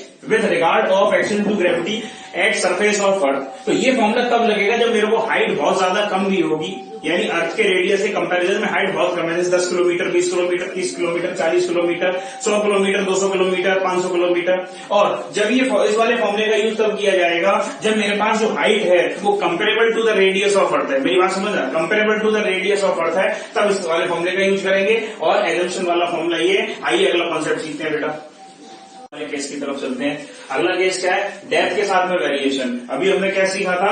height के साथ में कैसे जी का वेरिएशन होता है acceleration due to gravity. Depth के साथ में देखो ये अर्थ है जिसका मास एम ही है, जिसका रेडियस आर ही है। अभी हमने केस 1 में क्या लिया? हम सरफेस पर खड़े हुए थे। अब हमने क्या किया? डी डेप्थ नीचे अर्थ के अंदर आ गए, ठीक है। तो हमारे पास डी डेप्थ सरफेस से आ गए हमें, लेकिन डिस्टेंस जब मेजर करते हैं तो कहां से मेजर करते हैं बेटा? सेंटर से। डिस्टेंस कहां से मेजर करते हैं? सेंटर से। तो क्या किया कि अगर सरफेस से डी डेप्थ है तो सेंटर से कितनी डिस्टेंस हो जाएगी? रेडियस आ रही है तो आर ई माइनस डी। चलो भाई अगली बात अगर इसमें देखें तो हम ये जानते हैं, थोड़ी देर पहले हम डेरिवेशन किया था जब एक्सेलरेशन टू ग्रेविटी की वैल्यू का डेंसिटी की टर्म्स में, तो सरफेस पे जब डेंसिटी सरफेस पे पड़े तो डेंसिटी का फॉर्मूला क्या? 4/3 जी पाई रो आर ई। अरे 4/3 जी पाई रो आर ई अभी कैलकुलेट किया था थोड़ी देर पहले। अगली बात जब हम डी डेप्थ में आ जाएंगे तो फॉर्मूला क्या बन जाएगा? 4/3 जी पाई रो आर ई की जगह क्या हो जाएगा? R E minus D. क्यों आर ई माइनस डी? क्योंकि डिस्टेंस कहां से दी जाती है मेरे बेटे? सेंटर से। तो सेंटर से क्या हो जाएगा? R E minus D. अब मैं एक चीज देखो तो G D upon G S equals to R E minus D, दोनों इक्वेशन को डिवाइड किया तो ये मिला मेरे को। अगली बात समझे तो जीडी की वैल्यू, जीडी का मतलब क्या है इसमें? जीडी का मीनिंग ग्रुप डिस्कशन नहीं है, जीडी का मीनिंग क्या है? Acceleration to gravity at depth D. तो GD equal to GS 1 minus D by R E. अब एक चीज समझे, इससे थोड़ी देर पहले एक फॉर्मूला देखा हुआ था एच हाइट पे, तो G H equals to G 1 minus 2h by R E. वो फॉर्मूला जो आ रहा था वो एजम्पशन वाला फॉर्मूला था कि अगर हाइट मेरे पास छोटी है, ठीक है। लेकिन ये जो फॉर्मूला मेरे पास आ रहा है ये एक्चुअल फॉर्मूला है, इसमें हमने कोई एजम्पशन तो नहीं लिया। तो कोई एजम्पशन नहीं लिया, so it is actual formula. चलो अगले केस की तरफ चलते हैं बेटा। हाँ बेटा, तो अगला जो सीन है वो क्या है? Variation due to shape of earth, earth के शेप की वजह से। हाइट देख लिया, डेप्थ देख लिया और अर्थ के शेप की वजह से देखो। तो आपसे अभी तक ये बात बोली जाती है, क्वेश्चन को सिंप्लीफाई करने के लिए हम अभी तक ये ऐसा मान के चलते हैं और आगे भी मानेंगे वैसे तो, कि भाई अर्थ है वो कैसी स्फेरिकल शेप की है, क्योंकि क्वेश्चन थोड़ा इजी हो जाता है। लेकिन इन रियलिटी अगर बात करें बेटा तो रियलिटी में अर्थ ओवल शेप की है। अगर ओवल शेप की है तो कुछ ऐसा ओवल शेप है उसका, ठीक है। तो एक चीज देखें, अगर ओवल शेप है तो भाई मेरे पास अंडे ऐसा कुछ शेप है, ओवल शेप है। तो ये मेरे पास इक्वेटोरियल लाइन इक्वेटर और ये मेरे पास पोल्स, ये पोल्स मेरे पास, तो मैं जानता हूं कि इक्वेटर का रेडियस आर ई, पोल का रेडियस आरपी, इक्वेटर का रेडियस ज्यादा होता है पोल के रेडियस से, R is greater than R P. चलो अच्छी बात। आगे देखें, हमने भी रिलेशन सीखा था small G equals to capital G M upon R square. इसका मतलब G inversely proportional to R square में दिखाई दे रहा है, यानी जिसका रेडियस ज्यादा होगा वहां जी की वैल्यू कम पाई जाएगी। अगर मैं इसमें देखूं तो इक्वेटर का रेडियस ज्यादा है, यानी इक्वेटर पर वैल्यू कैसी होगी, कम होगी। इट मींस पोल पे वैल्यू ज्यादा मिलती है एज कम्पेयर टू इक्वेटर। आगे देखते हैं, अगला कॉन्सेप्ट देखते हैं बेटा। हाँ बेटा, तो अगला जो कॉन्सेप्ट है वो ग्रेविटेशनल फील्ड इंटेंसिटी है। ग्रेविटेशनल फील्ड इंटेंसिटी, आप उसे ग्रेविटेशनल फील्ड बोलिए, इंटेंसिटी बोलिए, ग्रेविटेशनल फील्ड इंटेंसिटी बोलिए, एक ही बात है। हमें सीखना क्या होगा, ये याद होना चाहिए स्टेटमेंट आपको कि ग्रेविटेशनल फील्ड इंटेंसिटी, जब आपको बहुत ज्यादा डिटेल फुल डिटेल कॉन्सेप्ट वैसे मैंने पूरा डिटेल में एक्सप्लेन किया है, इससे भी डिटेल में देखना है तो ग्रेविटेशन के 11th वाले सेक्शन की वीडियो में जाइए। मैं बेसिक कॉन्सेप्ट की बात कर रहा हूँ जो मैं आईआईटी के नीट में काम आएगा, तो समझो इसमें क्या बोला कि ग्रेविटेशनल फील्ड इंटेंसिटी मेरे को किसी पॉइंट मास की वजह से निकालनी है कि किसी पॉइंट मास की क्या ग्रेविटेशनल फील्ड इंटेंसिटी होगी, उसकी क्या ग्रेविटेशनल फील्ड पाई जाएगी, यानी उसका इफेक्ट कितना पाया जाएगा किसी पॉइंट पी पे जो कि आर डिस्टेंस पे सिचुएटेड है। फिर क्या किया मैंने, मेरे पास ही कोई पॉइंट मास कैपिटल एम था, मेरे को इसकी ग्रेविटेशनल फील्ड पता करनी थी। कहां पता करनी थी, इस पॉइंट पी पे। ये कोई पॉइंट अगर पी है, मेरे को इस पी पॉइंट पे एम मास के पार्टिकल की पॉइंट मास की ग्रेविटेशनल फील्ड पता करनी थी। तो एक चीज हमेशा याद रखिए, जैसे इलेक्ट्रोस्टैटिक में भी इस चीज को याद करते हैं, जैसे हमें किसी पॉइंट पे इलेक्ट्रिक फील्ड इंटेंसिटी निकालनी होती है तो क्या करते हैं मेरे बेटे, उस पॉइंट पे जिस पॉइंट पे इलेक्ट्रिक फील्ड इंटेंसिटी निकाल रहे हैं किसी चार्ज की वजह से, तो उस पॉइंट पे यूटीपीसी प्लेस करते हैं। यूटीपीसी का मीनिंग क्या होता है, यूनिट टेस्ट पॉजिटिव चार्ज। इसी तरह से हम क्या करेंगे कि इसमें जिस पॉइंट पे ग्रेविटेशनल फील्ड हमें निकालनी है, ग्रेविटेशनल फील्ड इंटेंसिटी निकालनी होगी मेरे बेटे, उस पॉइंट पे एक यूनिट टेस्ट मास प्लेस कर देंगे। क्या प्लेस कर देंगे, यूनिट टेस्ट मास प्लेस कर देंगे। यानी ये मैंने यूनिट टेस्ट मास यानी आर्बिटरी मास मैंने मान लिया अपने मन से, इस पॉइंट पे जिस पॉइंट पे ग्रेविटेशनल फील्ड इंटेंसिटी मैं इस मास की वजह से कैलकुलेट करना चाहता हूं, उस पॉइंट मैंने एक यूनिट टेस्ट मास को प्लेस कर दिया। ये यूनिट टेस्ट मास क्या होता है, एक ऐसा टेस्ट मास जिसका मास नेग्लिजिबल है, जिसका इफेक्ट इसके ऊपर बहुत ज्यादा कुछ नहीं आने वाला, यानी अपना ही खुद का कोई इफेक्ट छोड़ता नहीं है। ठीक है, अब क्या बोला गया कि अब मैं कैसे डिफाइन करूं, तो एक चीज और देखें, gravitational field intensity vector quantity है, तो मैं एक चीज जानता हूं इन दोनों के बीच में भाई साहब न्यूटन ने क्या बोला, हमेशा प्यार होगा यानी अट्रैक्शन होगा। अट्रैक्शन होगा तो जो फोर्स इसमें ग्रेविटेशनल फोर्स लगेगा, उस ग्रेविटेशनल फोर्स की डायरेक्शन क्या होगी, ये डायरेक्शन होगी। बेटा एक चीज याद रखें, जो डायरेक्शन ग्रेविटेशनल फोर्स की होगी वही डायरेक्शन ग्रेविटेशनल फील्ड इंटेंसिटी की भी होगी। आप इसको ऐसे याद रख सकते हो कि भाई एक चीज समझो, इलेक्ट्रोस्टैटिक में हमने एक चीज सीखी थी कि नेगेटिव चार्ज पार्टिकल की वजह से जो इलेक्ट्रिक फील्ड इंटेंसिटी डायरेक्शन होती है, वो बच्चे भी रिसेंटली ट्वेल्थ करके आए हुए हैं कि इलेक्ट्रिक फील्ड इंटेंसिटी की वजह से किसी पॉइंट पे नेगेटिव चार्ज पार्टिकल की वजह से इलेक्ट्रिक फील्ड इंटेंसिटी डायरेक्शन क्या होगी, टुवर्ड्स इट। तो एक चीज समझे कि यहाँ जो मास है वो नेगेटिव चार्ज पार्टिकल की तरह बिहेव कर रहा है, बननी क्या है, नेगेटिव नहीं है, एक बिहेवियर उसका वैसा है, डायरेक्शन वैसी शो करता है जैसा नेगेटिव चार्ज पार्टिकल शो करता है। तो मैंने इसमें क्या बोला कि जो यूनिट टेस्ट मास है इसकी वजह से अगर मैं इसमें ग्रेविटेशनल फील्ड इंटेंसिटी देखूं, उसकी डायरेक्शन क्या होगी, फोर्स की डायरेक्शन क्या होगी, टुवर्ड्स द सेंटर, तो इसकी डायरेक्शन क्या होगी, towards this negative charge particle, या यूं कह दो टुवर्ड्स दिस मास। कैसे निकालते हैं इस ग्रेविटेशनल फील्ड इंटेंसिटी को, आईजी वेक्टर से या ईजी वेक्टर से डिनोट करते हैं। आपको जो अच्छा लगे वो, थोड़ी देर में आपको एक नया कॉन्सेप्ट समझ में आएगा कि इसको हम इन दोनों से किसी से रिप्रेजेंट नहीं करेंगे, सिंपल चीज सीख चुके हैं उससे रिप्रेजेंट करेंगे। तो आईजी वेक्टर कैसे डिफाइन किया गया कि इस पॉइंट पे रखा हुआ जो मेरे पास यूनिट टेस्ट मास है वो कितना फोर्स महसूस करेगा, कितना ग्रेविटेशनल फोर्स महसूस करेगा इस पॉइंट मास की वजह से, उस amount of attraction is called, ये amount of attraction which is experienced by this unit test mass due to this point mass is defined as electric field, is defined as gravitational field intensity। तो Ig vector equal to Fg upon m naught, Fg की value मैं जानता हूँ, Newton वापस से निकालते हैं, minus जी m naught upon r square upon m naught से m naught समासम हो गया बेटा। तो Ig की वैल्यू क्या मिली, माइनस जी m upon r square। बेटा एक चीज ध्यान रखिएगा, जैसे मेरी मैग्नीट्यूड है, चलो माइनस इसको अगर मैं स्किप कर देता हूँ इसके, तो आप एक बात बताओ, क्या थोड़ी देर पहले हमने इस बात को सीखा था जीएम अपॉन आर स्क्वायर किसके बराबर होता है? अगर आपकी मेमोरी शार्प है तो अरे जीएम अपॉन आर स्क्वायर तो सर स्मॉल जी होता है, ये तो एक्सेलरेशन ड्यू टू ग्रेविटी होता है भाई, बिल्कुल यही होता है। तो हम क्या बोल सकते हैं कि सर जो ग्रेविटेशनल फील्ड इंटेंसिटी बोलो या एक्सेलरेशन ड्यू टू ग्रेविटी बोलो, दोनों का मतलब सेम है भाई। इसीलिए मैंने यहाँ बोला था कि ऐसे किसी से रिप्रेजेंट नहीं करेंगे, ग्रेविटेशनल फील्ड इंटेंसिटी को फाइनली स्मॉल जी से रिप्रेजेंट करेंगे। ये gravitational field intensity acceleration to gravity है, ये भी वेक्टर क्वांटिटी है, इससे रिप्रेजेंट करेंगे इसको। तो आईजी की वैल्यू ये तो थी स्केलर फॉर्मेट में, अगर मैं वेक्टर फॉर्मेट में देखता हूँ, वेक्टर फॉर्मेट में अगर मैं देखता हूँ तो क्या करते हैं, किसी भी अगर मेरे को वेक्टर क्वांटिटी को भाई इसको अगर वेक्टर फॉर्म में देखना तो यूनिट वेक्टर से मल्टीप्लाई कर देते हैं, यूनिट वेक्टर से मल्टीप्लाई करके यानी मेरे पास ये वेक्टर क्वांटिटी में कन्वर्ट हो गया। तो एक चीज देखें तो IG vector equal to minus G upon R square, और ये आर कैप क्या है, यूनिट वेक्टर, ठीक है। आर कैप जो है, आर कैप को इस फॉर्मेट मैंने ऐसे लिख दिया, आप ऐसे लिखो चाहे ऐसे लिखो, बात एक ही है, डायरेक्शन में आपको बता चुका हूं कि टुवर्ड्स द पॉइंट मास होगी। IG equal to minus G upon R cube, ये आर वेक्टर क्योंकि आर कैप क्या होगा, R vector upon R cube. चलो आगे कॉन्सेप्ट सीखते हैं बेटा अगला। हाँ बेटा, तो नए कॉन्सेप्ट की तरफ आते हैं। नया कॉन्सेप्ट क्या कहता है उसको समझो, बहुत ध्यान से देखें कि ग्रेविटेशनल फील्ड इंटेंसिटी आप IG वेक्टर बोले, जी वेक्टर बोला भी सीख चुके हैं, ये किसकी वजह से सीखनी है हमको, सॉलिड स्फीयर की वजह से क्या होगी, ठीक है, और हॉलो स्फीयर की वजह से क्या होगी, या यूं कह दीजिए सॉलिड स्फीयर की ग्रेविटेशनल फील्ड इंटेंसिटी क्या होगी या हॉलो स्फीयर की ग्रेविटेशनल फील्ड इंटेंसिटी क्या होगी। तो देखते हैं, दो केस हैं आपके, सॉलिड स्फीयर और एक हॉलो स्फीयर।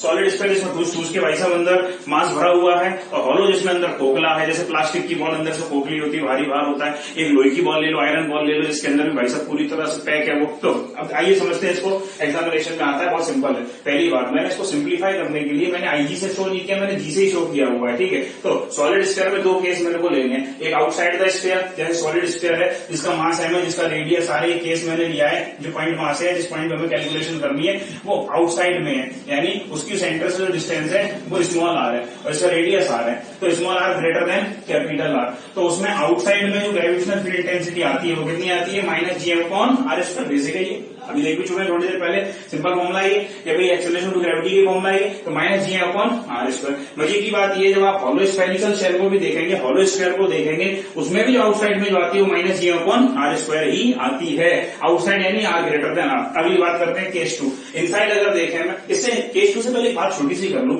ये आउटसाइड देखा इनसाइड देखा, कोई बच्चे अगर पूछ सकते हैं सर ऑन अगर हो तो, भाई ऑन हो तो बहुत सबसे सिंपल केस है, आउटसाइड का मालूम होना चाहिए, आउटसाइड में ये है।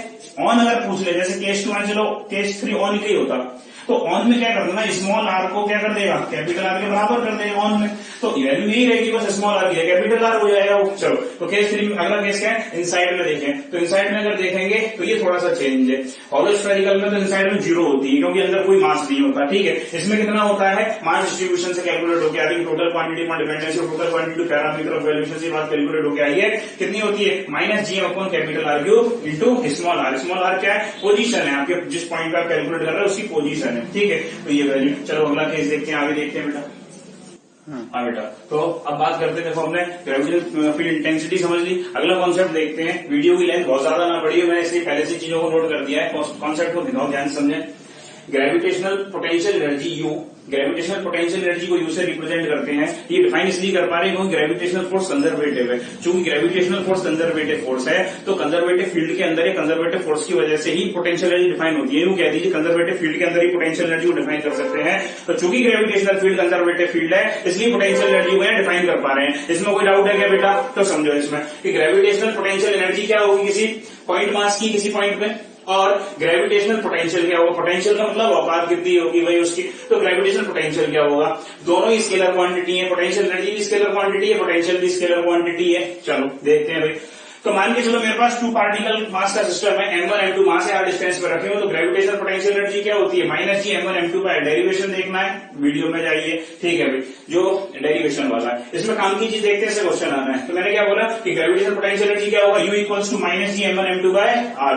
माइनस क्यों आ रहा है, अट्रैक्शन की वजह से, ग्रेविटेशनल फील्ड अट्रैक्ट, दोनों अट्रैक्टिव नेचर के फोर्स है इसमें, क्योंकि जो ग्रेविटेशन फोर्स है अट्रैक्टिव नेचर है। अगली बात, जो मेरे पास अगर मैं पोटेंशियल देखूं, पोटेंशियल किसका, m1 का, जैसे इसको ध्यान समझना, m1 का पोटेंशियल देखना चाहे उस पॉइंट पे क्या होगा, तो वो क्या हो जाएगा, v होता है u बाय m2। जैसे इसका पोटेंशियल देखना है इस पॉइंट पे तो इससे मास की डिवाइड दे दो, इसका पोटेंशियल देखना है इस पॉइंट पे तो इसके मास से डिवाइड दे दो। तो पोटेंशियल क्या हो जाएगा m1 का, v इक्वल टू होता क्या है, v equal to u by m होता है। पोटेंशियल जो होता है gravitational potential, v equal to क्या होता है, पोटेंशियल एनर्जी पर यूनिट मास, पोटेंशियल एनर्जी पर unit mass is called gravitational potential. जो पोटेंशियल एनर्जी पर यूनिट मास को ही ग्रेविटेशनल पोटेंशियल के नाम से जाना जाता है। तो m1 का पोटेंशियल क्या हो जाएगा, minus G m1 bye r, और अगर मैं m2 का निकालता तो minus G m2 by r हो जाता। तो ये हमें याद होना चाहिए, ग्रेविटेशनल पोटेंशियल एनर्जी क्या होगी भाई, दो चार्ज पार्टिकल सिस्टम या दो मास सिस्टम की, दो चार्ज पार्टिकल सिस्टम होता तो माइनस के q1 q2 बाय r होती है, के q1 q2 बाय r होती है। यह माइनस आना कंफर्म है, क्यों आएगा, क्योंकि अट्रैक्टिव नेचर की कंफर्म है इसमें, ठीक है। तो ये मेरे पास minus m1 m2 by r, और ये potential v equal to u by m होता है। पोटेंशियल एनर्जी पर unit mass is called gravitational potential. आइए न्यूमेरिकल को देखते हैं, पहले आपको ट्राई करिएगा, उसके बाद देखिएगा, अच्छा क्वेश्चन एग्जाम में आता है, सिंपल है। आपसे क्या बोला गया, दो मास लिए गए M1 M2, ठीक है। उन दोनों मासेस को पहले ऑर्बिटल डिस्टेंस पे प्लेस कर दिया गया। अब ये बोला कि उसमें आपस में म्यूचुअल अट्रैक्टिव फोर्स की वजह से, क्या बोला, ये म्यूचुअल अट्रैक्टिव फोर्स की वजह से, जैसे ही उसने म्यूचुअल अट्रैक्टिव बोला इसका मतलब आप क्या समझोगे, एफ एक्सटर्नल फोर्स कितना है इसमें, 0। एफ एक्सटर्नल अगर कुछ भी नहीं लगेगा तो हम क्या कर सकते हैं, मोमेंटम कंजर्व कर सकते हैं। चलो आगे देखते हैं। तो क्या बोला गया, अगर ये दो पार्टिकल सिस्टम है, मेरे पास M1 M2 ऑर्बिटल डिस्टेंस पर रखे हुए, बोला गया कि म्यूचुअल अट्रैक्टिव फोर्स की वजह से दोनों पार्टिकल V1 और V2 स्पीड से एक दूसरे के नजदीक में आते हैं और ये R2 डिस्टेंस पे ये एक दूसरे के पास R2 डिस्टेंस तक आ जाते हैं। यानी इनिशियल डिस्टेंस R1 थी, अब डिस्टेंस कितनी हो जाती है, R2। तो ये V1 V2 की वैल्यू मेरे को कैलकुलेट करके बता दीजिए। चलो तो क्या करें, इसमें पहला कॉन्सेप्ट माइंड में आता है कि भाई चूंकि म्यूचुअल अट्रैक्टिव फोर्स है, म्यूचुअल है यानी एक्सटर्नल फोर्स 0 है, एक्सटर्नल फोर्स अगर 0 तो मोमेंटम कंजर्वेशन लगा सकते हैं। तो हमने पहले स्टेप में मोमेंटम कंजर्वेशन लगा दिया। तो initial momentum equal to final momentum, initial momentum था मेरे पास 0 क्योंकि रेस्ट में थे, final momentum V1 V2 speed से अगर आ रहे हैं तो हो जाएगा M1 V1 minus M2 V2। ये माइनस क्यों आया बेटा, ये प्लस क्यों नहीं आया, माइनस इसलिए आया अगर ये मोमेंटम वेक्टर क्वांटिटी है, अगर इस डायरेक्शन को पॉजिटिव मानते तो इसको क्या मानना पड़ेगा, नेगेटिव, इसलिए नेगेटिव आया। तो M1 V1 equals to M2 V2। लेकिन बात ये आती है कि भाई ये तो एक ही इक्वेशन आई है, क्योंकि अननोन तो V1 V2 दो है मेरे पास, फिर क्या सॉल्व करेंगे, तो एक इक्वेशन और चाहिए। तो एक चीज सोचो, ग्रेविटेशनल फोर्स कैसा फोर्स है, कंजर्वेटिव फोर्स है। कंजर्वेटिव फोर्स में क्या डिफाइन होता है, पोटेंशियल डिफाइन होती है। एक चीज और, अगर फोर्स कंजर्वेटिव होगा तो दो बातें याद रखनी चाहिए। पहली बात कि कंजर्वेटिव फोर्स फील्ड में आपकी पोटेंशियल एनर्जी को डिफाइन कर सकते हो, और दूसरी काम की बात क्या कि मैकेनिकल एनर्जी कंजर्वेशन लगाया जा सकता है। इसका मतलब initial kinetic energy plus initial potential energy equal to final kinetic energy plus final potential energy, या यूं कह दीजिए कि initial total energy equal to final total energy. तो हमने मैकेनिकल एनर्जी कंजर्वेशन लगा दिया, initial kinetic energy plus potential energy equal to final kinetic plus potential energy. तो इनिशियल काइनेटिक एनर्जी कितनी थी, 0। पोटेंशियल एनर्जी क्या होगी, gravitation potential energy attractive nature की, तो minus G M1 M2 by R1 equals to final kinetic energy कितनी होगी, half M1 V1 square plus half M2 V2 square plus minus G M1 M2 by R2। ये दो equation आ गई, दो equation को आप सॉल्व कर लेंगे तो आपका V1 V2 की वैल्यू आ जाएगी। आइए देखते हैं आगे की तरफ बेटा अगला क्वेश्चन। हाँ बेटा, आपने इलेक्ट्रोस्टैटिक में एक चीज देखी होगी, आपने इलेक्ट्रोस्टैटिक में क्या देखा था, एक रिलेशन देखा था इलेक्ट्रिक फील्ड इंटेंसिटी और इलेक्ट्रिक पोटेंशियल, यानी इलेक्ट्रोस्टैटिक पोटेंशियल और इलेक्ट्रिक फील्ड इंटेंसिटी में रिलेशन देखा था, equal to minus D V upon D R या माइनस डीवी अपॉन डीएक्स आपने सुना होगा। इसी तरह से ग्रेविटेशनल फील्ड इंटेंसिटी और ग्रेविटेशनल पोटेंशियल में भी रिलेशन हो, कोई ना कोई तो आपस में रिलेशन हो, कोई तो संबंध होगा। तो क्या रिलेशन है उसमें देखते हैं। आपने रिलेशन ये देखा होगा, equal to minus D V upon R D R, ये मैंने दोनों रिलेशन इसके साथ में लिख दिए। ये इलेक्ट्रोस्टैटिक का है, ये ग्रेविटेशनल चैप्टर का है, ग्रेविटेशन का। तो ये रिलेशन इलेक्ट्रोस्टैटिक में क्या था, equals to minus D V upon D R. इसमें ये इलेक्ट्रिक फील्ड इंटेंसिटी थी, ये इलेक्ट्रिक पोटेंशियल था, ये डीवी अपॉन डी आर है, नेगेटिव स्लोप के साथ में ये था। इसको फर्दर जब सॉल्व किया तो ये क्या मिला मेरे को, equal to minus delta V upon delta X I क्या, बेसिकली ये डीवी अपॉन डी आर अगर मेरे को मान के चलो, वी मेरे को कोई फंक्शन दिया हुआ है, वी की वैल्यू दी हुई है, फॉर एग्जांपल मान के चलो मेरे को इलेक्ट्रोस्टैटिक पोटेंशियल जो कि स्केलर क्वांटिटी है, electric field intensity vector quantity, मेरे को इलेक्ट्रोस्टैटिक पोटेंशियल दे दिया गया वी एक्स वाई जेड। मुझसे पूछा कि मेरे को इलेक्ट्रिक फील्ड इंटेंसिटी की वैल्यू बता दो 1,1,1 पॉइंट पे। मेरे से ये पूछा कि कोई पॉइंट पी है जो कि 1,1,1 जिसके कोऑर्डिनेट है, अगर इलेक्ट्रिक पोटेंशियल ये है तो मेरे को इलेक्ट्रिक फील्ड इंटेंसिटी की वैल्यू बता दो। तो क्या कर सकते थे उसमें, तो equal to minus del V upon del X I cap plus delta V upon delta Y J cap plus delta V upon delta Z K cap. चलो ये डेल्टा मतलब जानते हो बेटा कि नहीं जानते हो, इसका मीनिंग है पार्शियल डिफरेंशिएशन। जो बच्चे बायो क्या बोलती सुन लें, इसको क्या बोलते हैं, पार्शियल डिफरेंशिएशन बोलते हैं। यानी जब आप एक्स के रिस्पेक्ट में करोगे तो वाई और जेड को कांस्टेंट मान के चलोगे, वाई के रिस्पेक्ट में करोगे तो एक्स जेड को कांस्टेंट मानोगे, जेड के रिस्पेक्ट में करोगे तो एक्स वाई को कांस्टेंट मानोगे। अभी देख लेते हैं कैसे। यही सिमिलर रिलेशन आपको ग्रेविटेशन में मिलेगा। तो gravitational field intensity equal to minus D V upon D R. अब मैं जानता हूँ ग्रेविटेशनल फील्ड इंटेंसिटी तो हम जी भी लिख सकते हैं, अरे आई जी लिखो चाहे जी लिखो, तो सिंपल क्यों नहीं लिखो, तो जी इक्वल टू क्या हो जाएगा minus del V upon del X I cap. इसी तरह से सिमिलर ही पूरा रिलेशन मिलेगा। आइए क्वेश्चन इस पर किस तरह से आएगा, उस क्वेश्चन को एक बार देख लो। तो वो क्वेश्चन जैसे मान के चलो यही एग्जाम्पल ले लो, जैसे मान के चलो एग्जाम्पल मेरे पास फॉर एग्जाम्पल यही होता, तो मेरे को बी दिया हुआ है क्या, एक्स वाई जेड। मेरे से क्या पूछा, मेरे को जी की वैल्यू बता दो किस पॉइंट पे, 1,1,1 पॉइंट पे। तो मैं जानता हूं जी क्या होता है, माइनस डेल्टा, माइनस कॉमन ले लेंगे। अब एक चीज समझना, del V upon del X का मतलब क्या होगा, इस पूरे को एक्स के रिस्पेक्ट में डिफरेंशिएट करेंगे वाई जेड को कांस्टेंट मान के, तो ये क्या आ जाएगा Y Z I cap, Y Z I cap plus, अब y के रिस्पेक्ट में करेंगे तो ये क्या हो जाएगा, y का 1 हो जाएगा, x z, और ये क्या हो जाएगा j कैप। अब ये क्या हो जाएगा मेरे पास, अगर z के रिस्पेक्ट में करेंगे तो x y और ये k कैप आ जाएगा मेरे बेटे। अब आगे समझो, उसने बोला 1,1 पॉइंट पे, तो वैल्यू पुट कर दो, तो g की वैल्यू कितनी आ जाएगी, माइनस ये हो जाएगा i cap plus j cap और प्लस ये 1 है। इस तरह से इसका आंसर कैलकुलेट कर सकते हैं। चलो आगे देखते हैं अगले कॉन्सेप्ट को बेटा। हाँ बेटा, तो अगला कॉन्सेप्ट क्या है, तो देखो हमें पोटेंशियल कैलकुलेट करना है। पोटेंशियल जैसे जिस तरह से हमने इलेक्ट्रिक फील्ड इंटेंसिटी कैलकुलेट किया था, इनसाइड क्या होगा, ऑन क्या होगा, सॉलिड के लिए क्या होगा, लिक्विड के लिए क्या होगा, तो दोनों केस हमें देखेंगे। सॉलिड स्फीयर में आउटसाइड में देखें, आउटसाइड यानी कि आर ग्रेटर देन आर में देखें, तो जो वी आउट की वैल्यू आती है potential out of the solid sphere, या यूं कह दो जैसे कोई प्लेनेट है, ठीक है, या कोई हैवी ऑब्जेक्ट है जो सॉलिड है, उसके लिए पोटेंशियल आउट क्या होगा, तो वी आउट जो होगा यानी outside its surface minus G M upon R. Small R क्या है, स्मॉल आर क्या है, position of the point on which potential has to be determined from centre. चलो ठीक है, अगली बात अगर एक चीज देखें तो ये मेरे पास वी आउट की वैल्यू आ गई। अब एक चीज समझो, जैसे उसमें इलेक्ट्रिक फील्ड इंटेंसिटी में भी सेम वैल्यू आ रही थी इस केस वर्क में, इसी तरह से आउटसाइड में देखोगे तो हॉलो स्फीयर के लिए भी जो वी आउट है, हॉलो स्फीयर को स्फेरिकल शेल भी बोल सकते हैं बेटा, तो वी आउट में अगर देखोगे तो आर ग्रेटर देन आर के लिए इसकी वैल्यू वही आ रही है जो इस केस में आ रही है। केस की थोड़ा सा स्लाइटली डिफरेंट है। चलो पहले इस केस की बात कर लेंगे क्योंकि ये इजी है। इस केस में क्या है, क्योंकि ये पोटेंशियल स्केलर क्वांटिटी होती है, जो मेरे पास इनसाइड अगर मैं किसी पॉइंट पे देखूं पोटेंशियल की वैल्यू तो वही आती है हॉलो के अंदर जो सरफेस पे पाई जाती है। यानी अगर आप सेंटर पे देखो, इनसाइड किसी पॉइंट पे देखो, तो हॉलो स्फीयर के लिए पोटेंशियल की वैल्यू मेरे पास सरफेस के बराबर होती है, जो कि ग्रेविटेशनल फील्ड इंटेंसिटी आ रही थी इसमें 0 अंदर। चलो तो ये मेरे पास यानी इनसाइड में देखोगे तो सरफेस पे जो था, सरफेस पे बोलो, सरफेस पे तो सर आपने बताया ही नहीं है, तो सरफेस पे देख ले भाई, सरफेस क्या होती है, R equal to capital R, यानी small R equal to capital R, तो स्मॉल आर या कैपिटल आर लिख दे तो कैपिटल आर हो जाएगा। तो यही सरफेस पे, ये इनसाइड किसी पॉइंट पे, लेकिन यहाँ थोड़ा सा डिफरेंस आ जाएगा। अगर मैं इनसाइड वैल्यू देखूंगा तो इनसाइड में क्या आएगा मेरे पास बेटे वैल्यू, आउटसाइड में तो माइनस जीएम बाई आर थी, इनसाइड में क्या आएगी minus G M upon 2r cube और 3 capital R square minus R square. ये कैपिटल आर क्या है बेटा, ये कैपिटल आर है रेडियस ऑफ द स्फीयर, जो सॉलिड स्फीयर उसका रेडियस कैपिटल आर है, और जो स्मॉल आर है बेटा वो क्या, पोजीशन ऑफ द पॉइंट। अब इनसाइड वो पॉइंट जो होगा वो कहीं भी सिचुएटेड हो सकता है। इसमें एक नोट पॉइंट काम की बात ध्यान रखना है। क्या ध्यान रखना है बेटा, कि जो वी सेंटर होगा, क्या बोला मैंने, जो सेंटर पे पोटेंशियल आएगा उसका मैग्नीट्यूड, एक चीज पे ध्यान रखना, मैं मैग्नीट्यूड की बात कर रहा हूं, साइन तो ऑलवेज भी एट्रैक्टिव नेचर का है, तो जो मैग्नीट्यूड आएगा मेरे बेटे,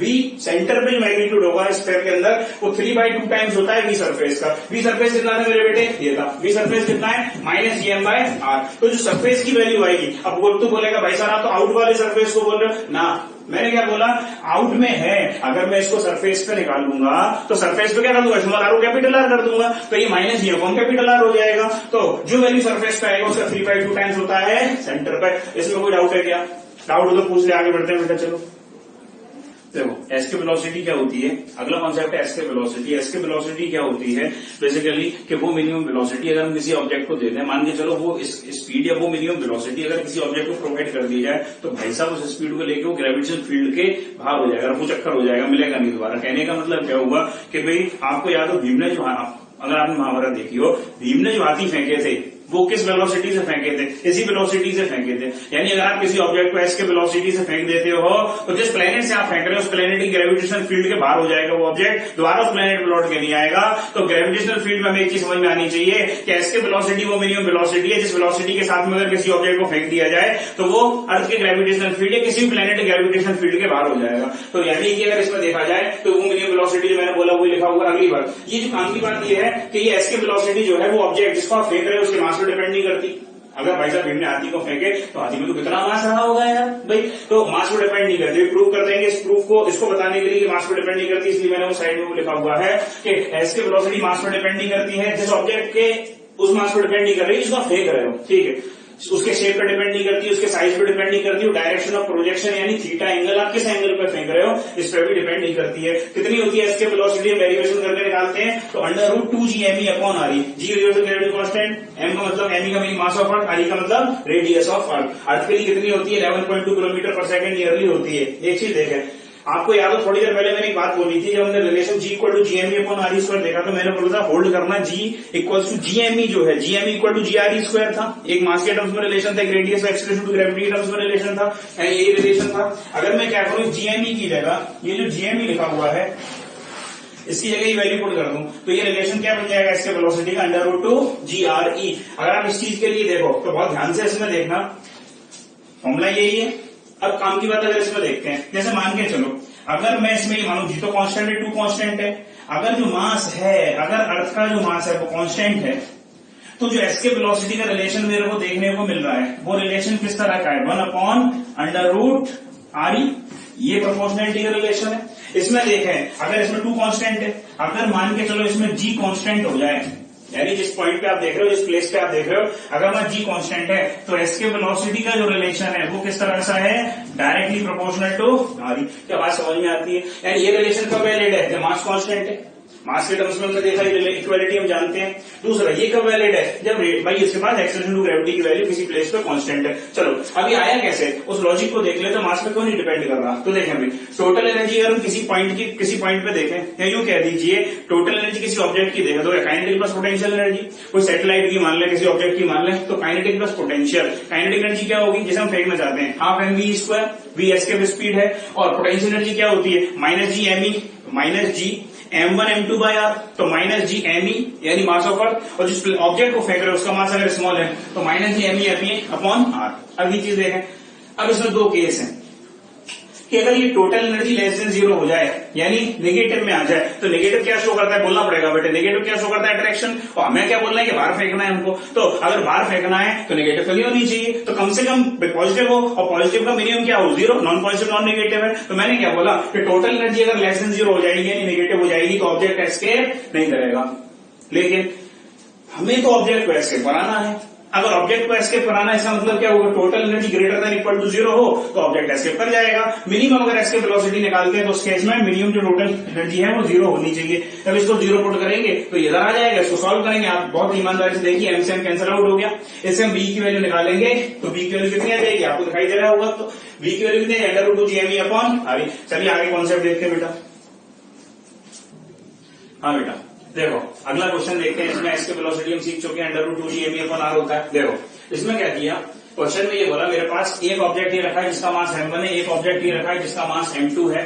इन दोनों ऑब्जेक्टों को मैंने 2r डिस्टेंस पे सेपरेट कर दिया। मैंने क्या बोला, एक ऑब्जेक्ट m1 है, एक ऑब्जेक्ट m2 है, दोनों 2r डिस्टेंस पे सेपरेट है। इन दोनों के मिड पॉइंट पे यानी इन दोनों के बीच में उनकी लाइन जो इन पे एक मैंने तीसरा मास रखा जिसका मास है स्मॉल m। ठीक है भाई, अब मेरे से ये पूछा कि अब ये मिड पॉइंट पे रखा हूं, ये r डिस्टेंस, ये टोटल 2r। मेरे से क्या पूछा कि इस ऑब्जेक्ट के लिए मेरे को वो मिनिमम वेलोसिटी बता दो जो मैं इस ऑब्जेक्ट को दे दूं, तीसरे ऑब्जेक्ट को दे दूं, बीच में रखे ऑब्जेक्ट को दे दूं, इस स्पीड को लेके वो एस्केप कर जाए। क्या कर जाए, इस स्पीड को लेके एस्केप कर जाए। ठीक है, इन दोनों के इफेक्ट से एस्केप कर जाए। तो एस्केप कब कर जाएगा, तो पहली चीज तो देखें कि एस्केप करने के लिए मुझे किसी भी ऑब्जेक्ट को मिनिमम वेलोसिटी किसके बराबर हो, एस्केप वेलोसिटी के बराबर हो। अरे भैया मेरे को अगर एक चीज समझना है, 12वीं में आना है, 12th में अगर मेरे को 12th का बोर्ड का एग्जाम देना है तो क्या करना पड़ेगा, 12th में आना तो पड़ेगा। इस तरह से मेरे को किसी ऑब्जेक्ट को अगर एस्केप करना है तो एस्केप करने के लिए वो एस्केप स्पीड देनी पड़ेगी। तो मिनिमम स्पीड कितनी है, एस्केप स्पीड के बराबर, पहली बात। दूसरी बात क्या, अब क्या करें, टोटल एनर्जी कंजर्वेशन लगाए, कंजर्वेटिव फोर्स है, एक्सटर्नल फोर्स 0 है, एनर्जी कंजर्वेशन लगा सकते हैं इसमें। तो total energy initial equal to total energy final. Total energy क्या, initial kinetic energy plus potential energy, जब ये भी आए, और फाइनल एनर्जी जब इनफाइनाइट पे आ जाए। तो देखते हैं, जब potential energy initial, potential energy किस किस के बीच में, इस पार्टिकल को इसकी वजह से, इस पार्टिकल पे इसकी वजह से, तो ये वैल्यू कितनी आ जाएगी, माइनस जी, और ये हो जाएगा m1 into M upon are. फिर इस पार्टिकल पे इसकी वजह से, तो ये क्या हो जाएगा, plus minus minus minus G m2 into M upon R. और चूंकि आप इसको स्पीड दोगे तो ये क्या हो जाएगा, 1/2 m और v एस्केप का स्क्वायर, 1/2 v एस्केप का स्क्वायर, 1/2 v एस्केप का स्क्वायर। आगे बढ़ते हैं, चलो। तो और फाइनल में जो टोटल एनर्जी हो जाएगी वो कितनी हो जाएगी, 0। अरे फाइनल जो इनफाइनाइट पे जाके जब एस्केप हो जाएगा तो टोटल एनर्जी फाइनली कितनी हो जाएगी, 0। तो इसको मैं सॉल्व कर लूंगा, क्या सॉल्व कर लूंगा, तो देखो भाई इसमें, तो ये मेरे पास इन दोनों नेगेटिव टर्म्स को इधर ले आऊं, तो ये क्या बचा मेरे पास, 1/2 m v एस्केप का स्क्वायर इक्वल्स टू, ये क्या आ जाएगा, मैं इसमें से क्या कर सकता हूं, gm अपॉन r कॉमन ले लेता हूं, gm अपॉन r कॉमन लूंगा तो अंदर क्या बचेगा, m1 प्लस m2। ये क्या बचेगा, m1 प्लस m2। तो ये v एस्केप की वैल्यू कितनी आ जाएगी, ये वैल्यू कितनी आ जाएगी मेरे बेटे, देखो m से m कैंसिल आउट हो गया, तो आ जाएगा 2g/r और m1 प्लस m2, और ये अंडर रूट के अंदर। इस बात में कोई डाउट हो तो पूछो बेटा। चलो अगले क्वेश्चन की तरफ देखते हैं। हाँ बेटा, तो अब मैं एक नया कॉन्सेप्ट आपको सिखाना चाहता हूँ। देखो पहली चीज, एक चीज देखी जाए कि कॉन्सेप्ट जो है मेनली देखा जाए तो आईआईटी जेईई के लिए, ठीक है। अब आईआईटी जेईई और नीट दोनों के बच्चे अगर आप इस वीडियो को देख रहे हैं तो नीट वालों के लिए भी है, नो डाउट नीट के लिए भी अच्छा है, आईआईटी जेईई के लिए कॉन्सेप्ट तो है ही सही है। इस कॉन्सेप्ट को देखें, एक कॉन्सेप्ट है, इसके बेसिस पे न्यूमेरिकल कराऊंगा मैं आपको। अगर कॉन्सेप्ट समझ में आ गया तो न्यूमेरिकल बहुत इजीली समझ में आ जाएगा। आईआईटी जी का अच्छा न्यूमेरिकल पूछा हुआ क्वेश्चन था वो। तो देखो इसमें मैं सिखाना चाहता हूँ कॉन्सेप्ट ऑफ नल पॉइंट, यानी ग्रेविटेशनल फील्ड में नल पड़ी, नल भैया ऐसा नहीं नल का मतलब वो नहीं नल खोलने वाला। नल डिफ्लेक्शन अभी 12th में आपने पढ़ा होगा, सीखा भी होगा। नल डिफ्लेक्शन यानी नेट डिफ्लेक्शन जीरो हो जाए। नल पॉइंट जैसे ग्रेविटेशनल फील्ड में, यानी उस पॉइंट पर जाके नेट ग्रेविटेशनल फील्ड क्या हो जाए, zero. Net gravitational field intensity क्या हो जाए, उस पर जीरो हो जाए। तो समझ रहे नल पॉइंट क्या होता है। और नल पॉइंट का कॉन्सेप्ट की हमें आवश्यकता क्या पड़ती है, बेसिकली है ही क्या। हमने क्या किया, इस सीन को बहुत ध्यान से देख लेना भाई, ठीक है। मान के चलो एक प्लेनेट मेरे पास ये था, आप ऐसा मान लो ये मेरे पास थी अर्थ, क्या बोला, ये मेरे पास था अर्थ, ठीक है। एक दूसरा प्लेनेट ये था, अर्थ के सबसे नजदीक में मान के चलो अर्थ की सैटेलाइट, नेचुरल सैटेलाइट मून ही ले लो, ठीक है। ये अर्थ था और ये अर्थ के बगल में उसकी नेचुरल सैटेलाइट मून था। दोनों के बीच में मान के चलो जो गैप था, सेंटर टू सेंटर जो डिस्टेंस थी वो मान के चलो 6r था। दोनों के बीच में सेंटर टू सेंटर डिस्टेंस क्या है, 6r। चलो इसमें कोई डाउट नहीं, यहां तो कोई समस्या नहीं है, बहुत बेसिक चीज आप जानते भी। अगली बात ये बोला हमने क्या की, छोटी सी सैटेलाइट को लिया, क्या किया, छोटी सी सैटेलाइट को लिया, या ऐसा मान लो छोटे से कीड़े को लिया, क्योंकि कीड़ा फेंकोगे तो भाई साहब गायब हो जाएगा, ढूंढे से नहीं मिलेगा, ठीक है। हमने क्या किया, छोटी सैटेलाइट को लिया। अब क्या किया, सैटेलाइट जो कि अर्थ के नजदीक रखी हुई थी, आप ऐसा मानो अर्थ की सरफेस पे ही रखी हुई थी, ठीक है। उस सैटेलाइट को यहां से छोड़ा। अब क्वेश्चन क्या है, क्वेश्चन सुन, क्वेश्चन ये पूछेगा कि हमें जब इस सैटेलाइट को अर्थ की सरफेस पे से छोड़ेंगे तो इस सैटेलाइट की वो मिनिमम स्पीड बता दो। क्या बोला, इस सैटेलाइट की क्या बता दो, वो मिनिमम वेलोसिटी बता दो, वो मिनिमम स्पीड बता दो जिस स्पीड को अगर मैं यहां से प्रोवाइड कर दूं तो वो इस मून की सरफेस पे, इस प्लेनेट की सरफेस पे जस्ट पहुंच पाए, जस्ट रीच कर पाए सरफेस पे। क्या बात क्लियर है। चलो अब हमें करना क्या चाहिए, तो कुछ बच्चे क्या करते हैं इसमें, generally maximum number of student इसमें क्या करेंगे, तो वो भी कॉन्सेप्ट ये जानते हैं कि सर अभी क्वेश्चन भी करके आए, एनर्जी कंजर्वेशन लगा दो, आंसर आ जाएगा। आएगा आंसर, एनर्जी कंजर्वेशन से आएगा तो गलत नहीं सोच रहा, सही सोच रहा है। लेकिन वो एनर्जी कंजर्वेशन है और यहाँ के बीच में नहीं लगेगा। कारण क्या, सर क्यों नहीं लगेगा, लोचार तो इसी बात का है कि भाई यही तो सिखाना है मेरे को, अगर डायरेक्टली लग जाए तो फिर मतलब ही क्या निकले। तो कॉन्सेप्ट समझ इसमें। तो अब जो नल पॉइंट में सिखाना चाह रहा हूं, अब तेरे डाउट माइंड में क्या रही होगी कि सर एनर्जी कंजर्वेशन लेसेस के बीच में क्यों नहीं लगा रहे। सुन, एक बात का मेरे को जवाब दे। जैसे मान के चल तेरी किसी से लड़ाई हो गई, ठीक है भाई, तू उसको पीटने गया, वो आदमी अगर बिना पिटे ही मान जाए तो काय को अपनी एनर्जी खर्च करेगा। मेरी बात समझना, वो आदमी अगर उससे बिना पिटे ही मान जाए, तेरी किसी लड़ाई हो गई, तू उसको पीटने चला गया, ठीक है, वो एक अलग बात है कि बाद में भाई साहब उसने तेरे को काफी ज्यादा पीट दिया, उसको छोड़ दे, अभी काम की बात समझ ले। मैंने बोला तेरी किसी लड़ाई हो गई, तू उसको पीटने गया, उस आदमी को, उस लड़के को, ठीक है। अब अगर वो आदमी तेरे पीटने से पहले ही तेरी बात के लिए राजी हो जाए, XYZ जो भी बात रही हो उसके लिए राजी हो जाए, तो अपनी क्यों फोकट में एनर्जी खर्च करेगा भाई साहब, ज्यादा ग्लूकोज पीता है क्या। तो उस केस में क्या करना चाहिए कि भाई हमें होशियारी का परिचय देना चाहिए। क्यों लड़े, वैसी बात मान रहे हैं, तो वही काम यहां है।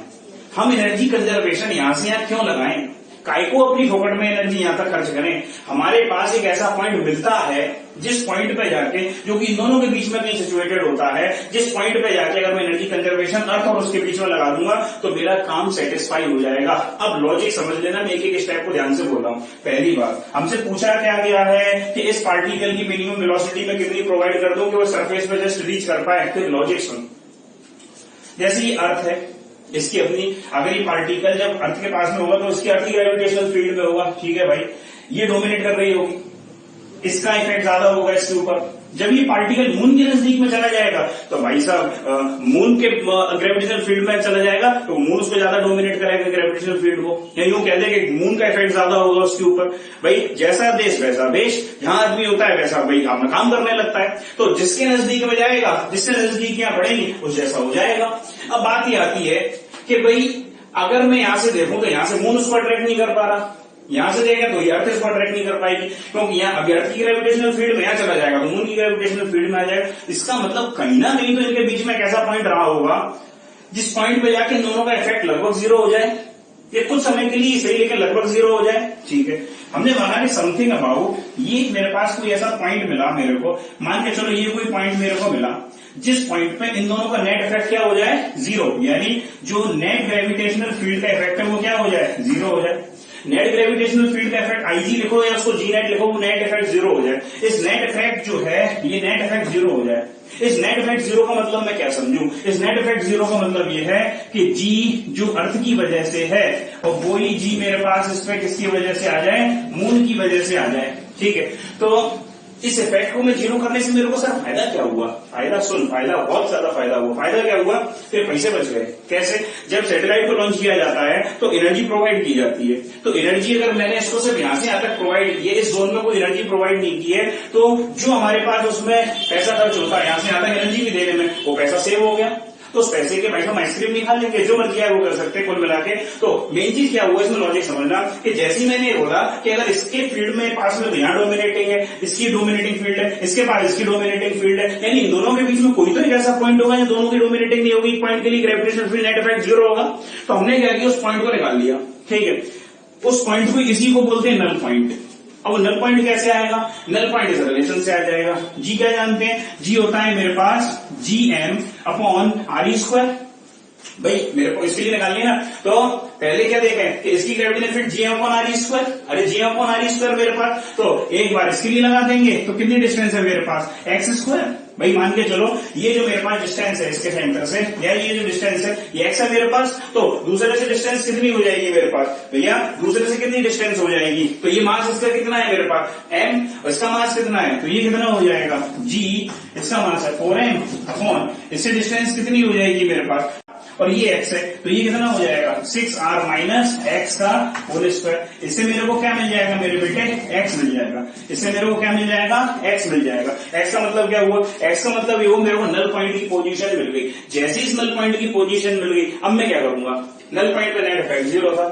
अब एक बात सुनना, जब ये पार्टिकल यहां से नल पॉइंट की तरफ आएगा, समझना इसको, जब ये पार्टिकल यहां से नल पॉइंट की तरफ आएगा तो अभी तो अर्थ की ग्रेविटेशनल फील्ड में, अब अर्थ की ग्रेविटेशनल फील्ड में है तो अर्थ का भाई साहब अर्थ क्या करेगी, इसको क्या दूर जाने देगी, नहीं जाने देगी, तो इसको अट्रैक्ट करेगी अपनी तरफ, अट्रैक्ट करेगी, यानी इसकी स्पीड है। क्योंकि मिनिमम शब्द क्यों बोला उस क्वेश्चन में या इस लॉजिक में क्यों बोला मिनिमम स्पीड बताओ, वो इसलिए बोला क्योंकि जब भी पार्टिकल यहां से दूर जाता जाएगा तो इसकी स्पीड कम होती चली जाएगी क्योंकि अर्थ उसको अट्रैक्ट कर रही है।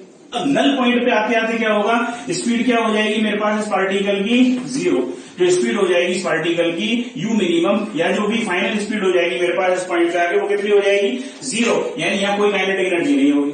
अब कैसे आगे जाएगा, अब जैसे ही यहाँ होगी तो थोड़ी सी मेरे को स्पीड बस यहाँ से यहाँ तक के लिए प्रोवाइड करनी है। ठीक है, तो वही तो क्वेश्चन ने पूछा, यहाँ से यहाँ तक थोड़ी सी स्पीड प्रोवाइड कर दूंगा तो जैसे इस लाइन को क्रॉस करेगा फिर तो मून इसको अट्रैक्ट कर लेगा, अरे मून की ग्रेविटेशन फील्ड में आ जाएगा, मून अट्रैक्ट कर लेगा उसको।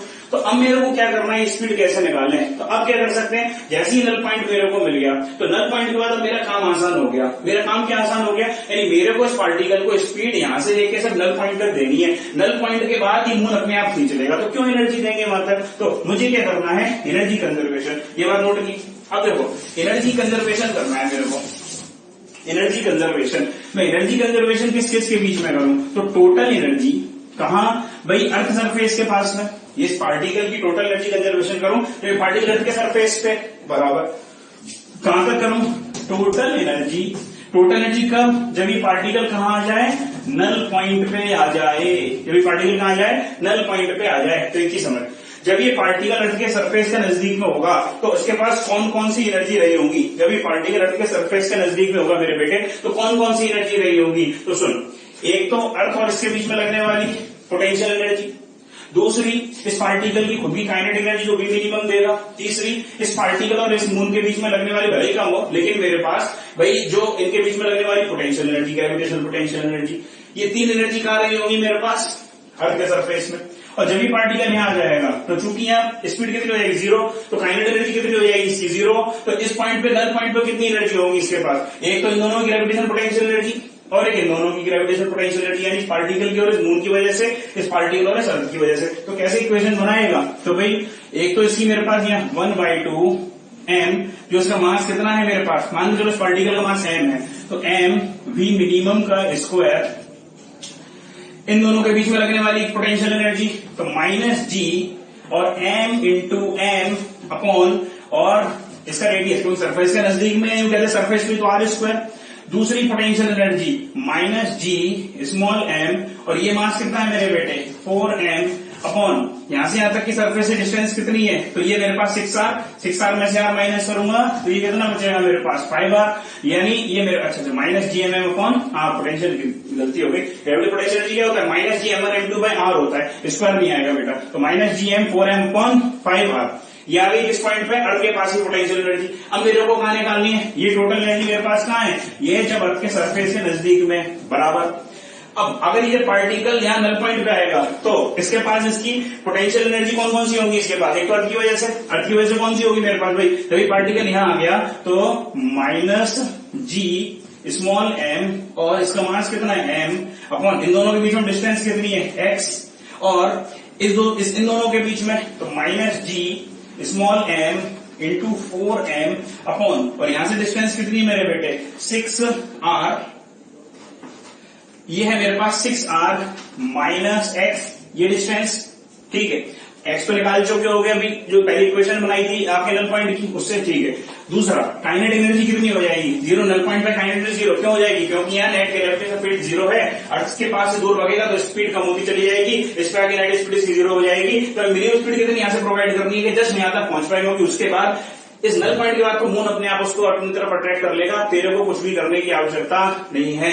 तो इससे एक इक्वेशन पहले बनाई थी अभी, जिससे आपको क्या मिला था x, दूसरी इक्वेशन ये बनी, इस इक्वेशन से क्या मिल जाएगा v मिनिमम। चलो बेटा ये कॉन्सेप्ट समझ में आया क्या, it is the most important concept for IIT JEE mains and JEE advance. मेरी एक आपसे रिक्वेस्ट है कि एक क्वेश्चन है IIT JEE में आया हुआ, यही क्वेश्चन IIT JEE में आया हुआ है, आप इस क्वेश्चन को मैंने आपको एक्सप्लेन किया, नल पॉइंट का कॉन्सेप्ट एक्सप्लेन किया, इसको फर्दर आप सॉल्व करेंगे और इससे जो भी मिनिमम की वैल्यू आएगी उसको आप कमेंट सेक्शन में बताएंगे, मैं आपको बताऊंगा वैल्यू सही आ रही है या गलत आ रही है। आप एक बार सॉल्व करिएगा वैल्यू, या वैल्यू आपको मैं आंसर बता देता हूं, आप एक बार इसको सॉल्व करके, मैं आंसर नहीं बता रहा, आप एक बार ट्राई करिएगा और कमेंट सेक्शन में जाकर बताइएगा बेटा कि किन किन बच्चों का सही आंसर आया। चलो अगला क्वेश्चन देखते हैं बेटा, अगला कॉन्सेप्ट देखते हैं।